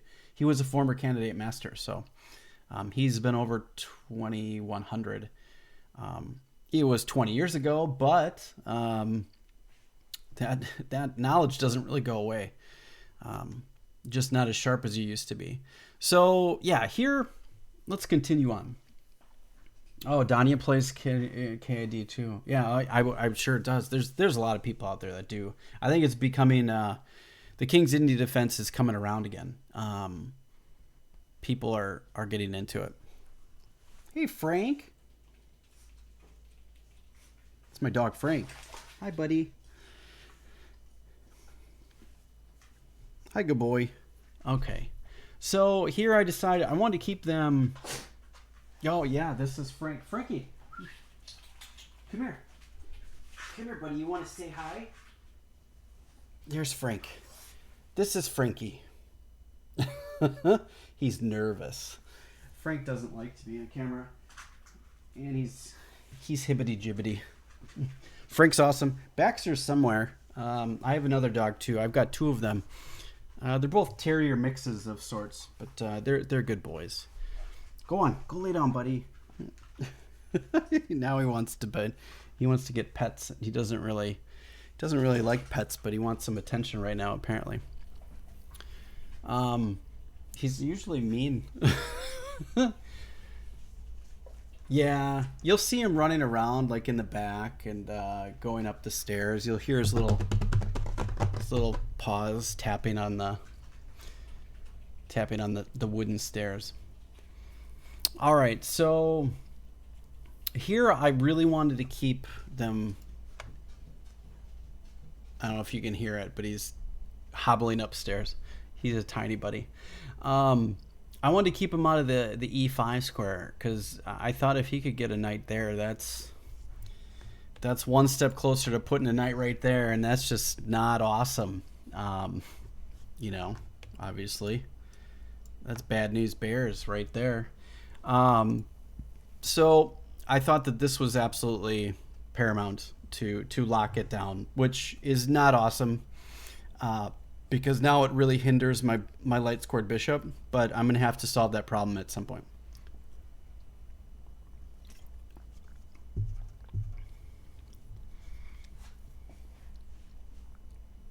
B5. So what should black play? Oh, here? I really wasn't sure how he was going to respond to me locking down the position. Though, I locked down the position for him to be able to come after my pawn. I guess I always had dreams of pushing my F pawn and kind of alleviating the pressure and getting those pawns out of the way. If I'm being honest. I let me put that in my notes too.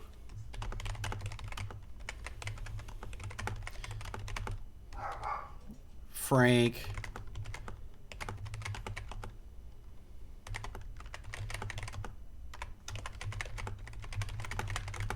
So I did think about pushing F3 and things like that to get some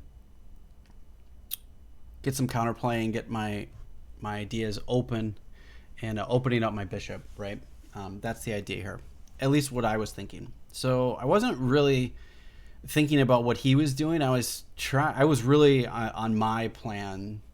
I'm like, what am I going to do? I need to solve some problems here. And he played this move, rook e8. Now, I don't know if that's the best move. Um, I think it's a good move.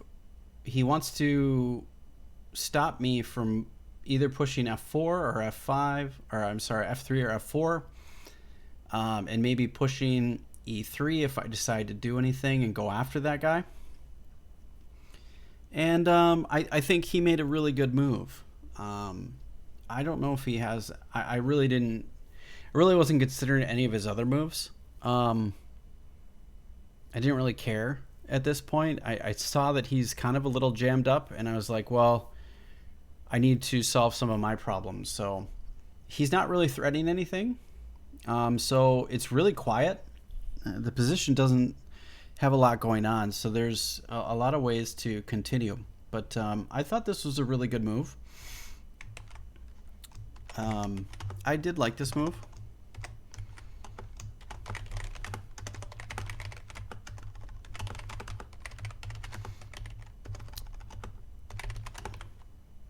I don't know if it needs you know, an exclamation point or anything like that. I don't think it's that good, but I guess really good is probably not.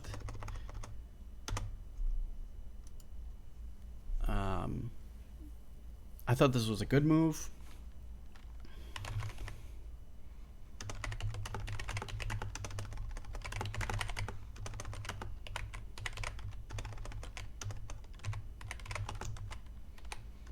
Supports the e-pawn.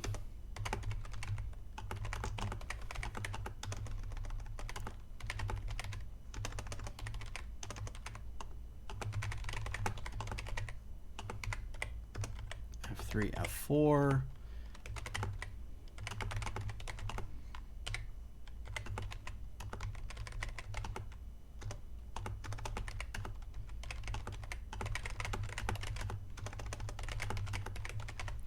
Yeah, I thought this was a pretty decent move.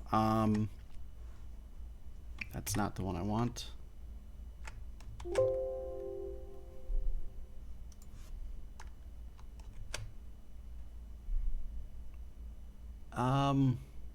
I'm gonna say exclamation point, question mark, because I don't know how good of a move it is. It's a very interesting move. It's very good. I think it's good, but I don't think it's like great. It's certainly not a brilliant move or anything like that. But and here I was like, okay, I think it's time to start pushing him back. I've got queenside mobility. I got queenside attack coming. My pawns are going to get really awesome really quick. And a6 might be better. Yeah. I mean, unfortunately, you got to kind of put that out of your mind. Knowing b5 is coming,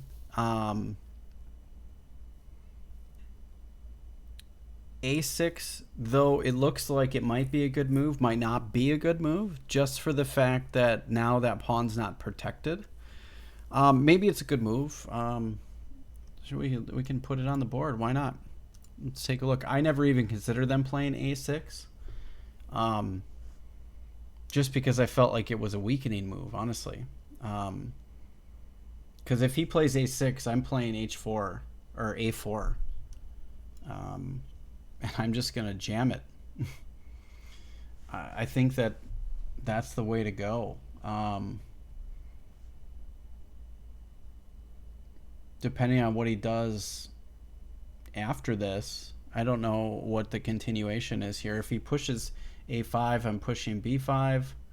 I don't know how he best is able to handle this. To me, this is tough to deal with, I think.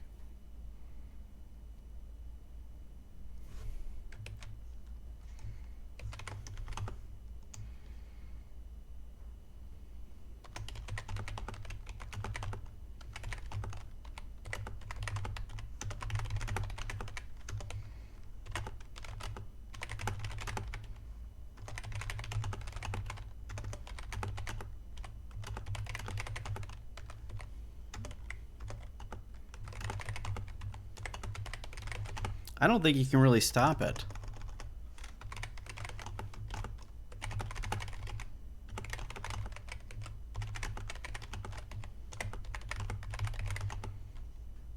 Yeah, I feel like we're getting into, this is better for white. Not just slightly better, but better.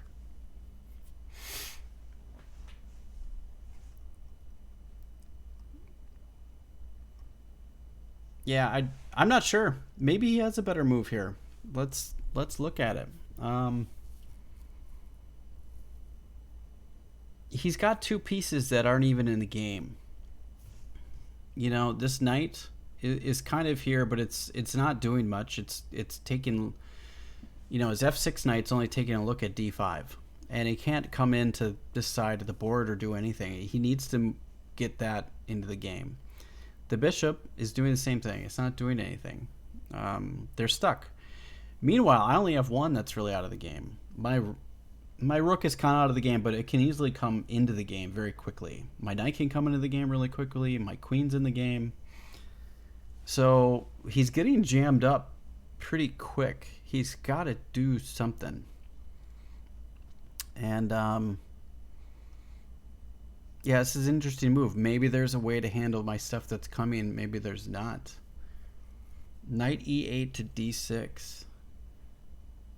Yeah, maybe, but is it too slow? I'm pushing b5 next. I don't think I have anything better. Maybe I do. But it's quite possible that he can... he's got domination on the light squares, even though I got a light squared bishop. Knight d8 to f5, f4, and coming after these types of things. I don't know. I'm not really sure. You know what? Why don't we do this? Let's flip the board. Let's look at it from black's perspective and see what can black actually do here. I'm not quite sure. So if we look at it from their point of view, oh, this looks weird.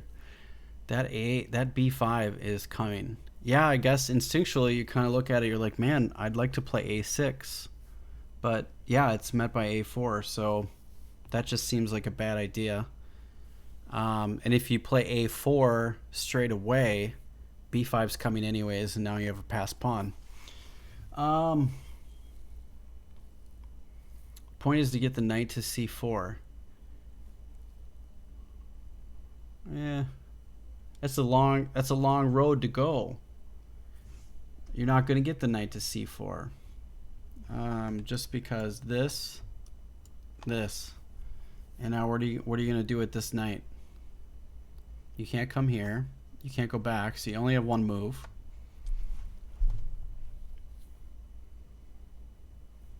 Let's look at it. All right, new variation. Bam, bam. And now it's white's move. This is looking very difficult. I can push f3 or f4. I think I'd probably push f3 to try to go after the center. I have queen here. Whoops. Sorry. Oh my gosh. Kind of wonky lines. I even have this. I have this. I have this. Yeah, I mean, this is looking tough for black. It's my move here, and I don't think he's ever gonna get that knight to c4.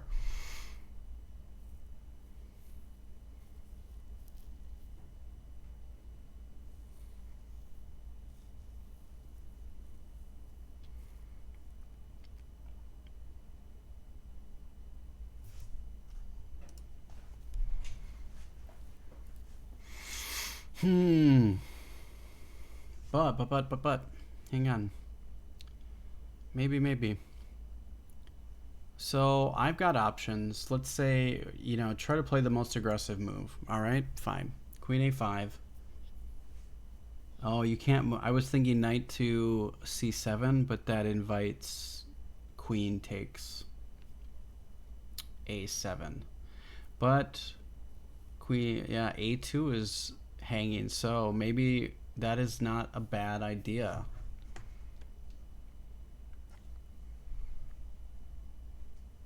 Rook b7 is what was played in the game, of course, but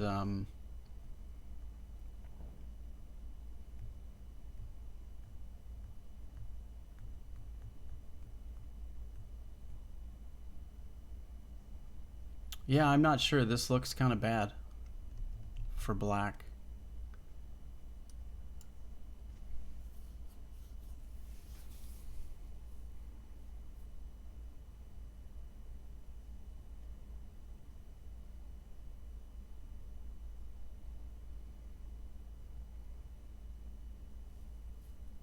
Yeah, I feel like this is slightly better for white. Maybe even better.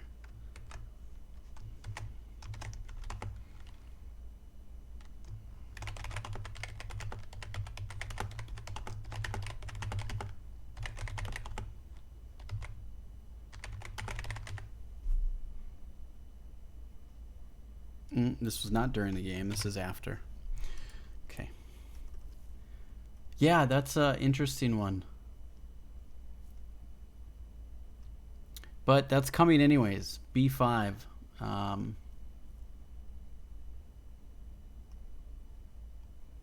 Now he's getting stuck. Queen a5.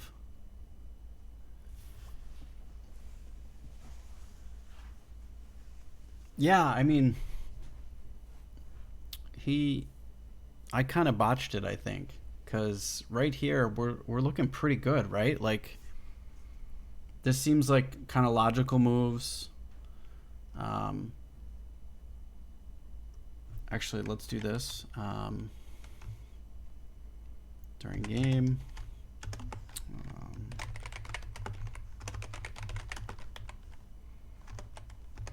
A7.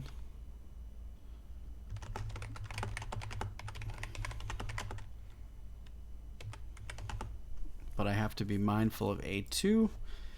I feel like we are better here. Rook to b7 seems to be almost forced.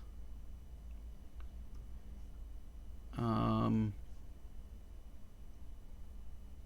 felt like he had that as a potential option. I'm not sure if it does anything.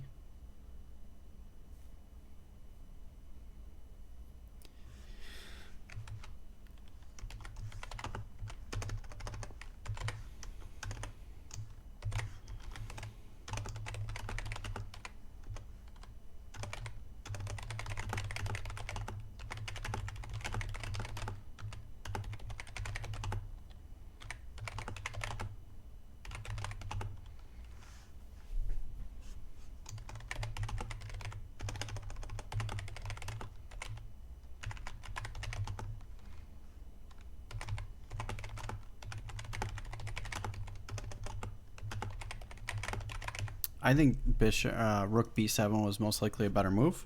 I still think this is better for white.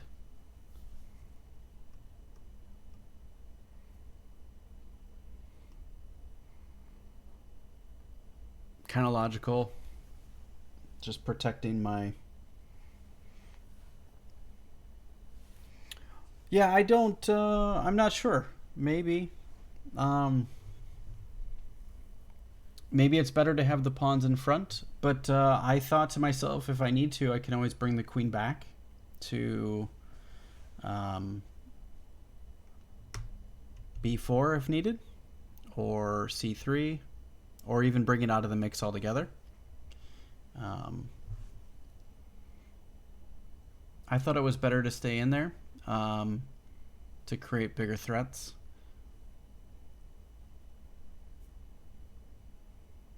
Yeah, yeah. So I saw this, and I did not see queen to a6.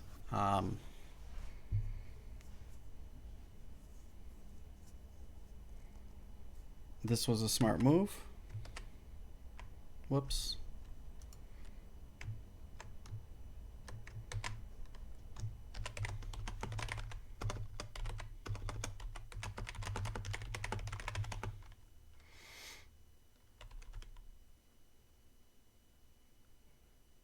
Yeah, if you don't get your queen trapped, yeah. And I didn't see a way for them to really trap it without me exchanging for their queen. At least from here, anyways. I felt like my pawns and that bishop are controlling quite a bit. And it would take him a couple of moves to get a knight to be able to attack my bishop. And it would require a queen move if he wanted to do it quickly. So I had at least 2 moves to be safe, is at least what my thinking was.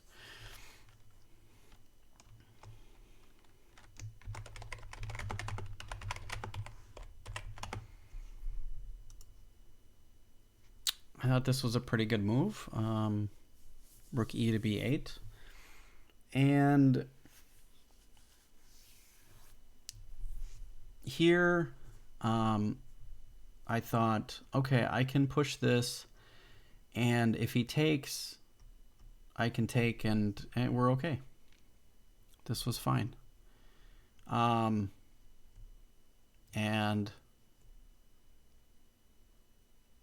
we're doing okay. I've got a pass pawn, but I thought I saw something else here. Where I'm trying to scrape my memory at this point because I don't remember.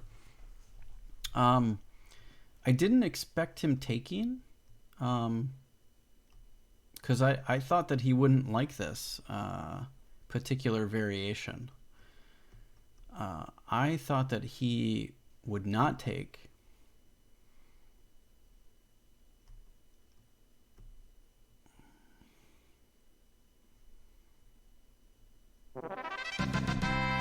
Oh, Sagan Rufus, thank you. My moderator has subscribed with Prime. Thank you so much. Welcome.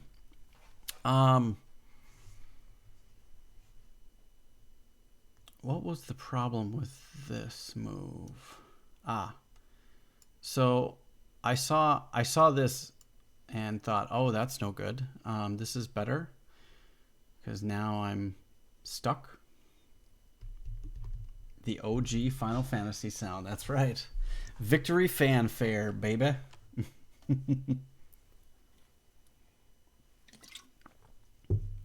I thought that was pretty cool.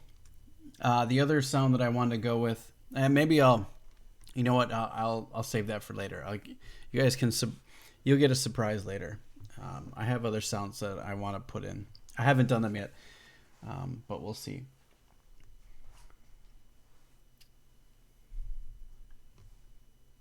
Oh, I can make them shuffle. That's even better. Okay, so yeah, we'll definitely be adding some stuff. It's going to be sweet. So, the problem with this move is now I'm stuck. You know, if I move the bishop, this is better for black.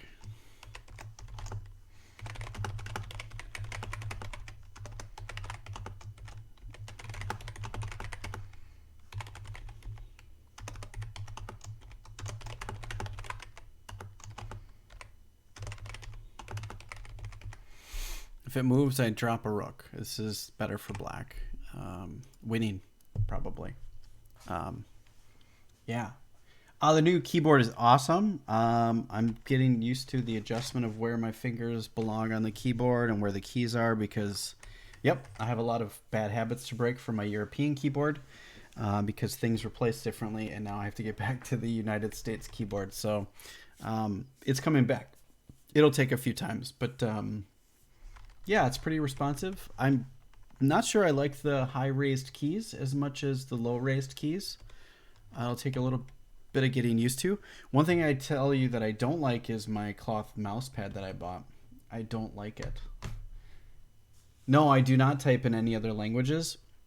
The reason I had a European keyboard is because I played a Korean MMO on European servers, and the European guys told me that this was the best programmable keyboard to buy for your for that game. So I bought it, and not knowing what kind of problems it would cause me.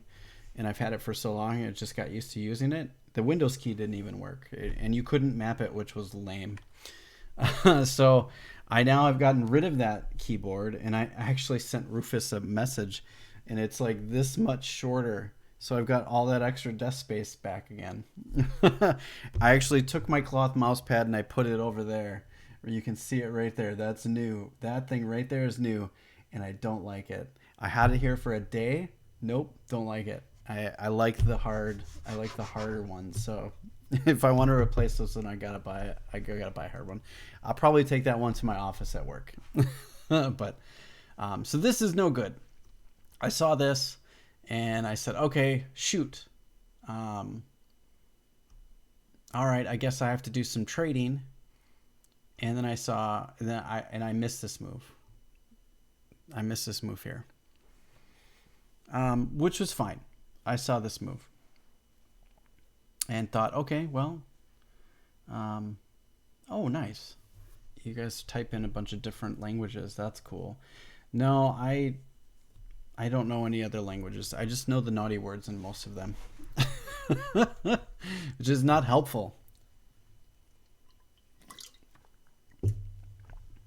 My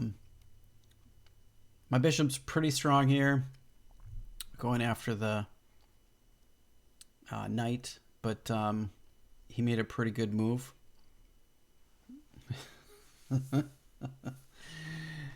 And I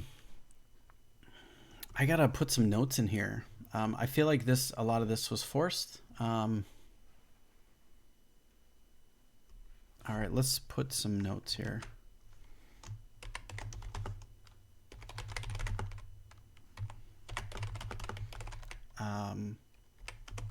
I did feel this was a mistake. B6 was a mistake. Yeah. Like an actual question mark.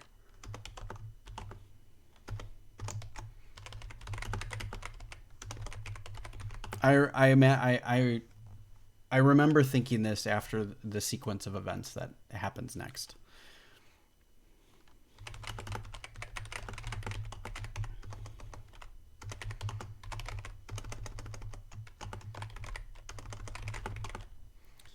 Knight c3, rook f, c1, bishop f1. Oh, geez. We need to put spaces in there.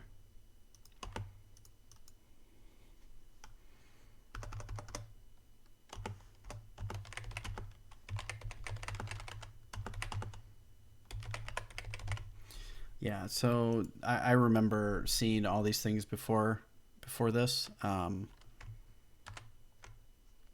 Oh, let's do this. And I felt like this was probably slightly better for black. Yeah, if I'm really thinking about it, I think this is where my eval shifts. This move here was a mistake. I'm going to mark it with an actual question mark. I feel it's bad. Because actually, let me continue.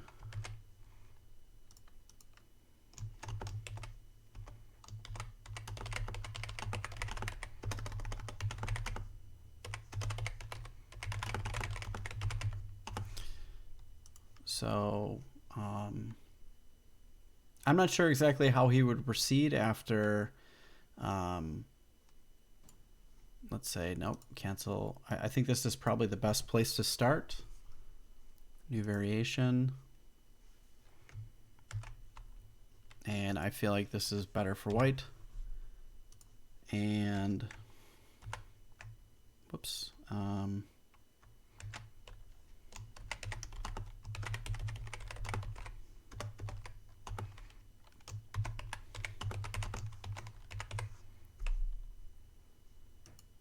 Yeah, this just would have been better.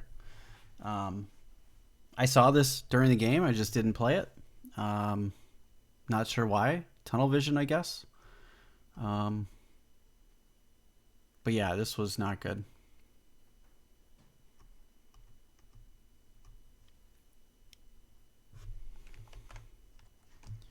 G threat to my bishop. Have to deal with this.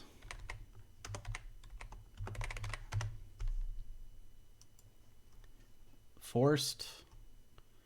And this move was not awesome.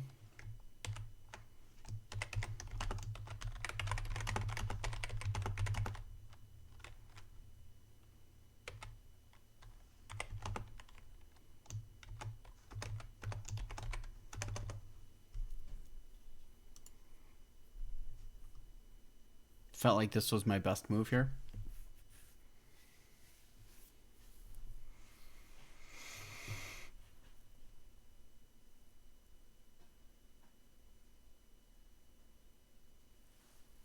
Yeah, I don't know. I don't think there's any other move to play.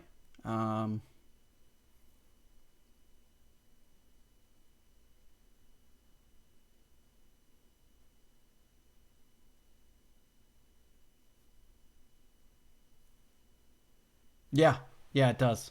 Yep, I missed it.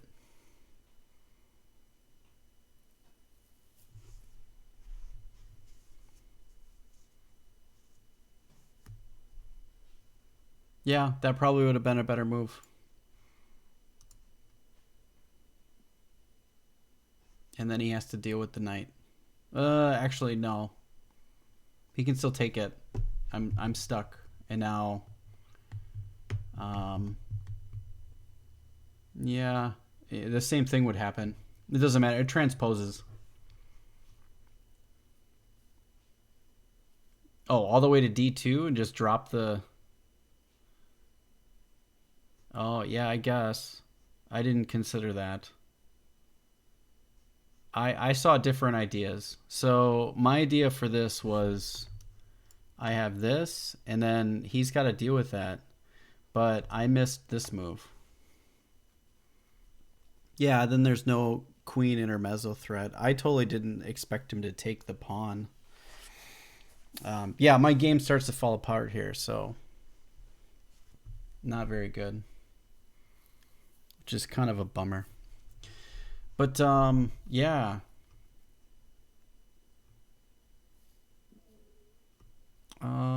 What was a better move? Yeah, probably queen b4 transposes. So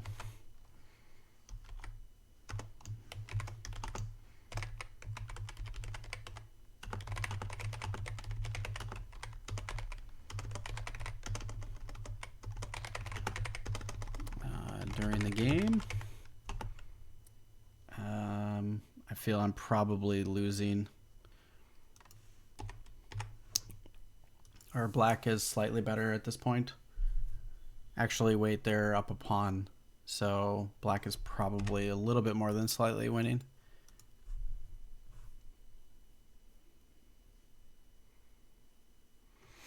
Yeah. What was a better move? Let's go over my idea first. This was the line I saw. I didn't expect him to do that, so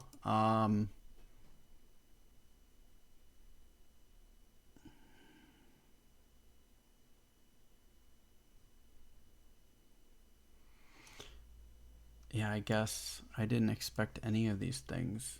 I totally messed this up. I'm trying to think. I saw things like,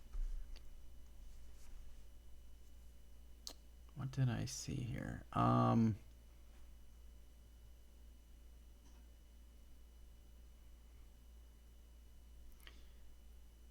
Okay, I did see him take here, but what I saw after was not that move. I totally missed that move, but I saw this move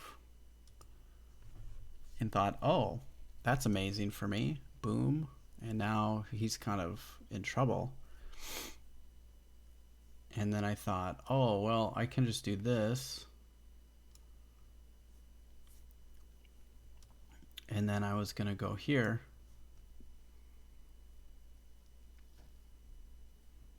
And I thought I was okay.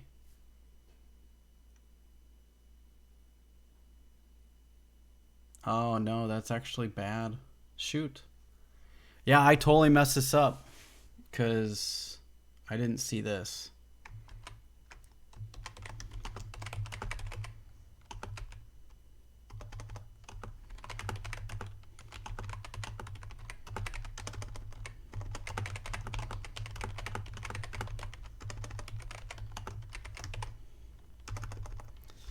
Okay, this is just bad. So we're gonna, this is winning because now of that. Totally didn't see this. And this is totally winning.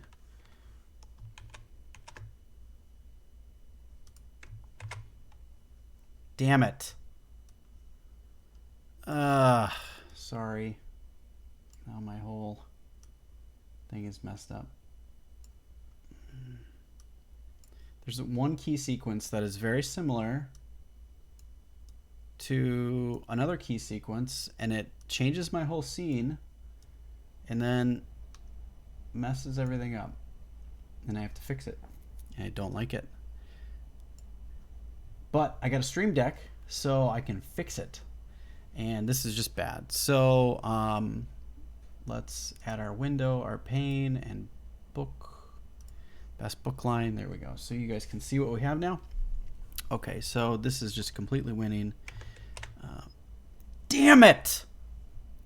Oh, that's frustrating. Okay, the new keyboard is getting to me for sure. So sorry about this. All right, that's fine. Pane. If I do it again, I'm totally done for the night. Oh God. Oh my gosh, I'm tired. This is frustrating.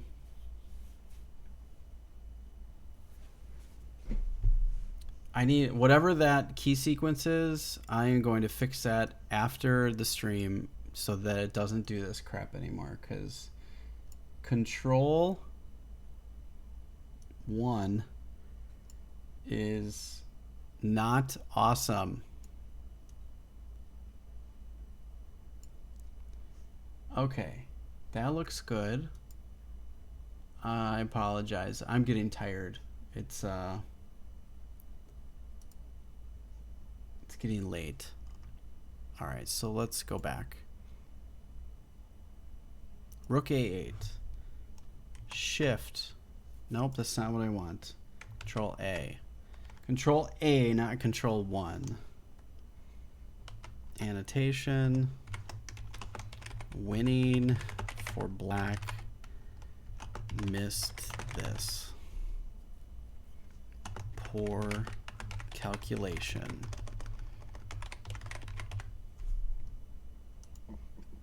There we go. Okay, let's go back. So I played it anyways, and I missed this move too.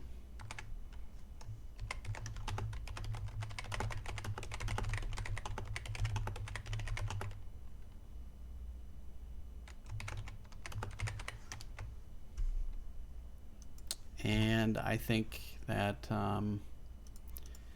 black is now maybe not winning. But yeah, they're not winning, but they're slightly better. They have a pawn. I have no way to get it back, and I'm struggling.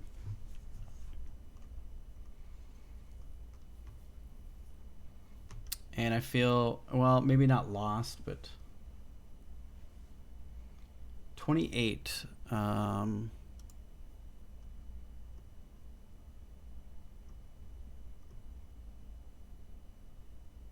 Oh, did we not do that line? Yeah, I did want to do that. You were correct. Thank you for reminding me. Yes. New variation. Yeah, he can't do that. There we go. That would probably be better. And maybe this is equal. I feel like he's got to do something. All right, maybe we leave that there. What's his move? Rook e8's possible, but that's passive. Does he have a better move? Maybe instead of doing that, let's delete that. That's passive. We got to find their best move. So let's delete that. Do we just say either knight to c8 or knight to f5? Which do we like better? I think they're both probably... Well, I think knight to f5 might try to prompt me to push my king side pawns. So that could be kind of a weakness with the idea of bringing the knight back to d6. Probably not a bad idea. But if you really want to protect and stop that pawn, maybe moving it over to c8's a better option. I'm not sure what's better. Those are the two options, I think. Unless there's something else.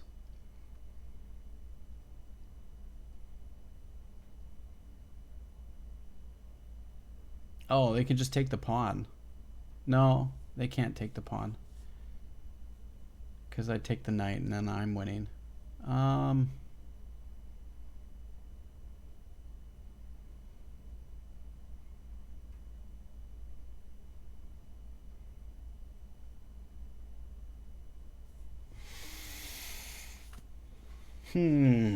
What's the best move here? They got to watch out for this pawn. So let's say that's better. The idea of coming here or here.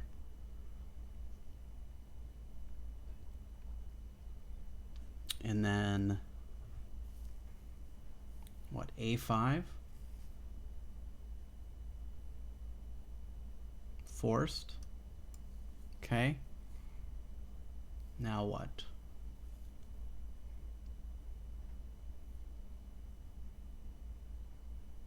Knight c3 might be better.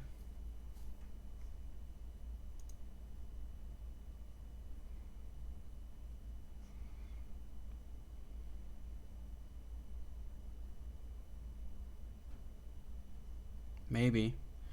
Yeah. Let's try it. Delete after knight c3.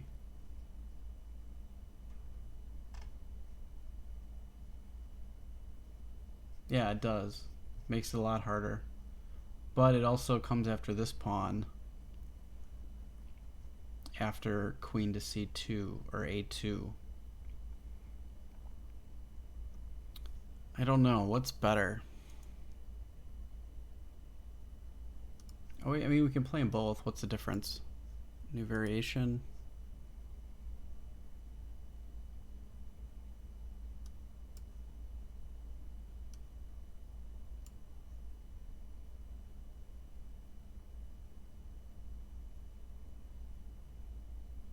That kind of jams black up. I don't know. That's very good for him.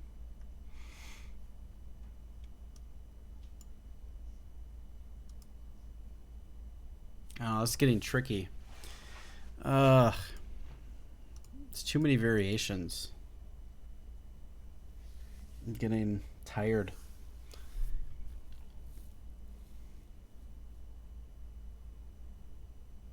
Well, I think we got to get our other pieces into the game, so it's not a bad idea. But I feel like getting it off a white square might be good because then our bishop can protect it at some point, potentially. Right now it can't. I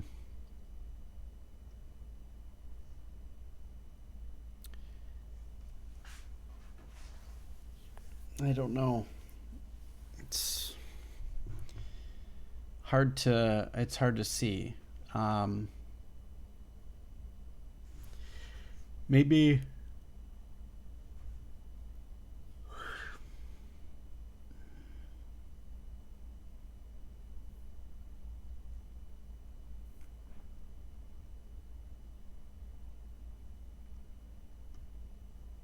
yeah. Knight b6 gets annoying because then I can come into c4 if I push it.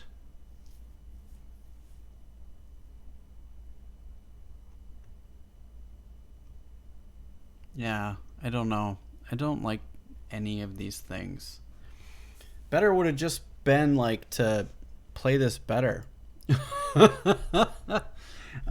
You know, I messed this up. Like, obviously, I'm struggling not to turn on, to not wanting to turn on the engine. I really want to turn it on and take a look at what we're at, but I'm not going to, just for the sake of keeping my purity in my own analysis. But I am reaching my limit. 3 out. We're going over 2.5 hours. But let's go through the rest of the game, just so you guys can see. I'll leave that. I'll leave those lines there. I'll check them later. But yeah, he attacks here. I thought, oh, he'll just take my queen, and then I'll take back with the pawn, and then I'll push the pawn. We're on move 28, and on move 28, I have a slight time advantage, which is 35 minutes to 30 minutes. But my time advantage slowly dwindles quickly. And between now and the next 20 moves, I resign. So it went downhill really fast. And reason being is I start getting into time pressure. So between here and in the next 10 moves, I have less than 10 minutes left after the next 10 moves. So he takes, and I said, oh, well, all right, we get a check. Check the king. Big deal. What a waste. All right, I'm trying for some tactics one last time, because if he doesn't move his queen, I'm moving my bishop to a7. That's nice tactics, right? And I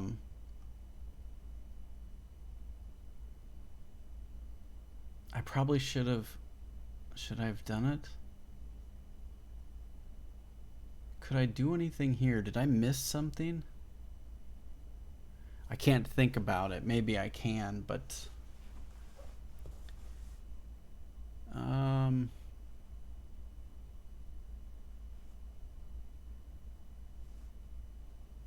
don't see it. Anyways, I decided to come back with the idea of trying to go after this weak pawn with knight to c3 or f4. And all right, we get it. Yeah. But I missed that. Just taking and putting my queen in check. So I have to take care of it. It's like, damn. Okay, well, I guess we're taking that. And then now he gets really active. And I just get passive. And there's not a lot.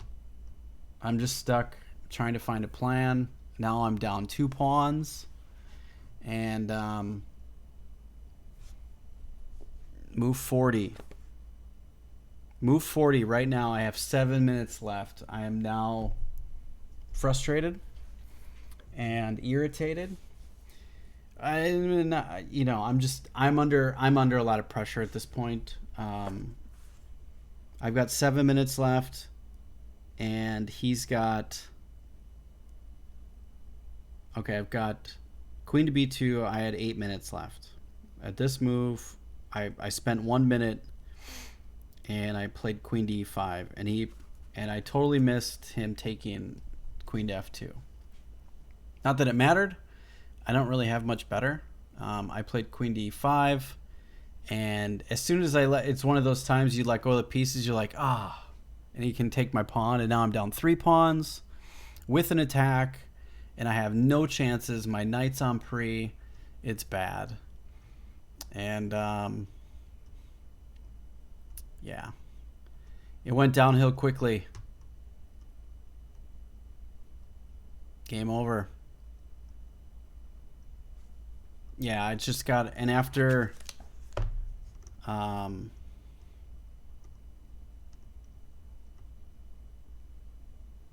so what move is this? 41.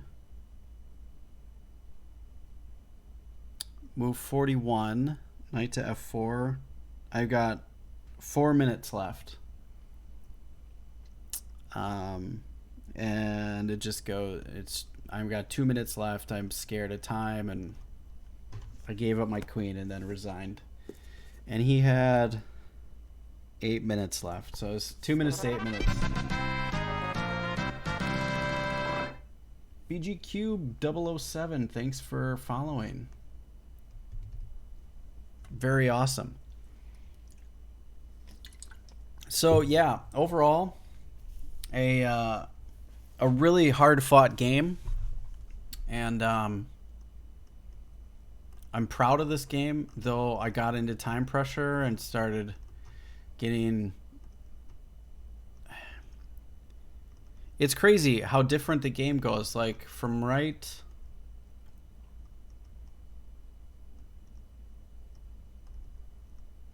That move. Move 24. And the game is over in 40 moves. 24 moves. In another 24 moves, this move right here kind of took me out. And, yeah, I should have, I should have played some different moves here. This one, this one, this one, or even this one and this one. Those were kind of my options here. And, yeah, I totally gave this one up. I had a chance. I am curious, and I've put a lot of detail and effort into this one. I do have lead chess. Let's go open lead chess. Maybe this will help. Can you see what I see? Okay, let's see. Study. I contribute to. Will it show the board? Oh, it does, and it's good. All right, perfect. Let's look at my game here. So this is me and Clark. You can't see everything I see. Let's just do full screen. So let's get to that point in the game.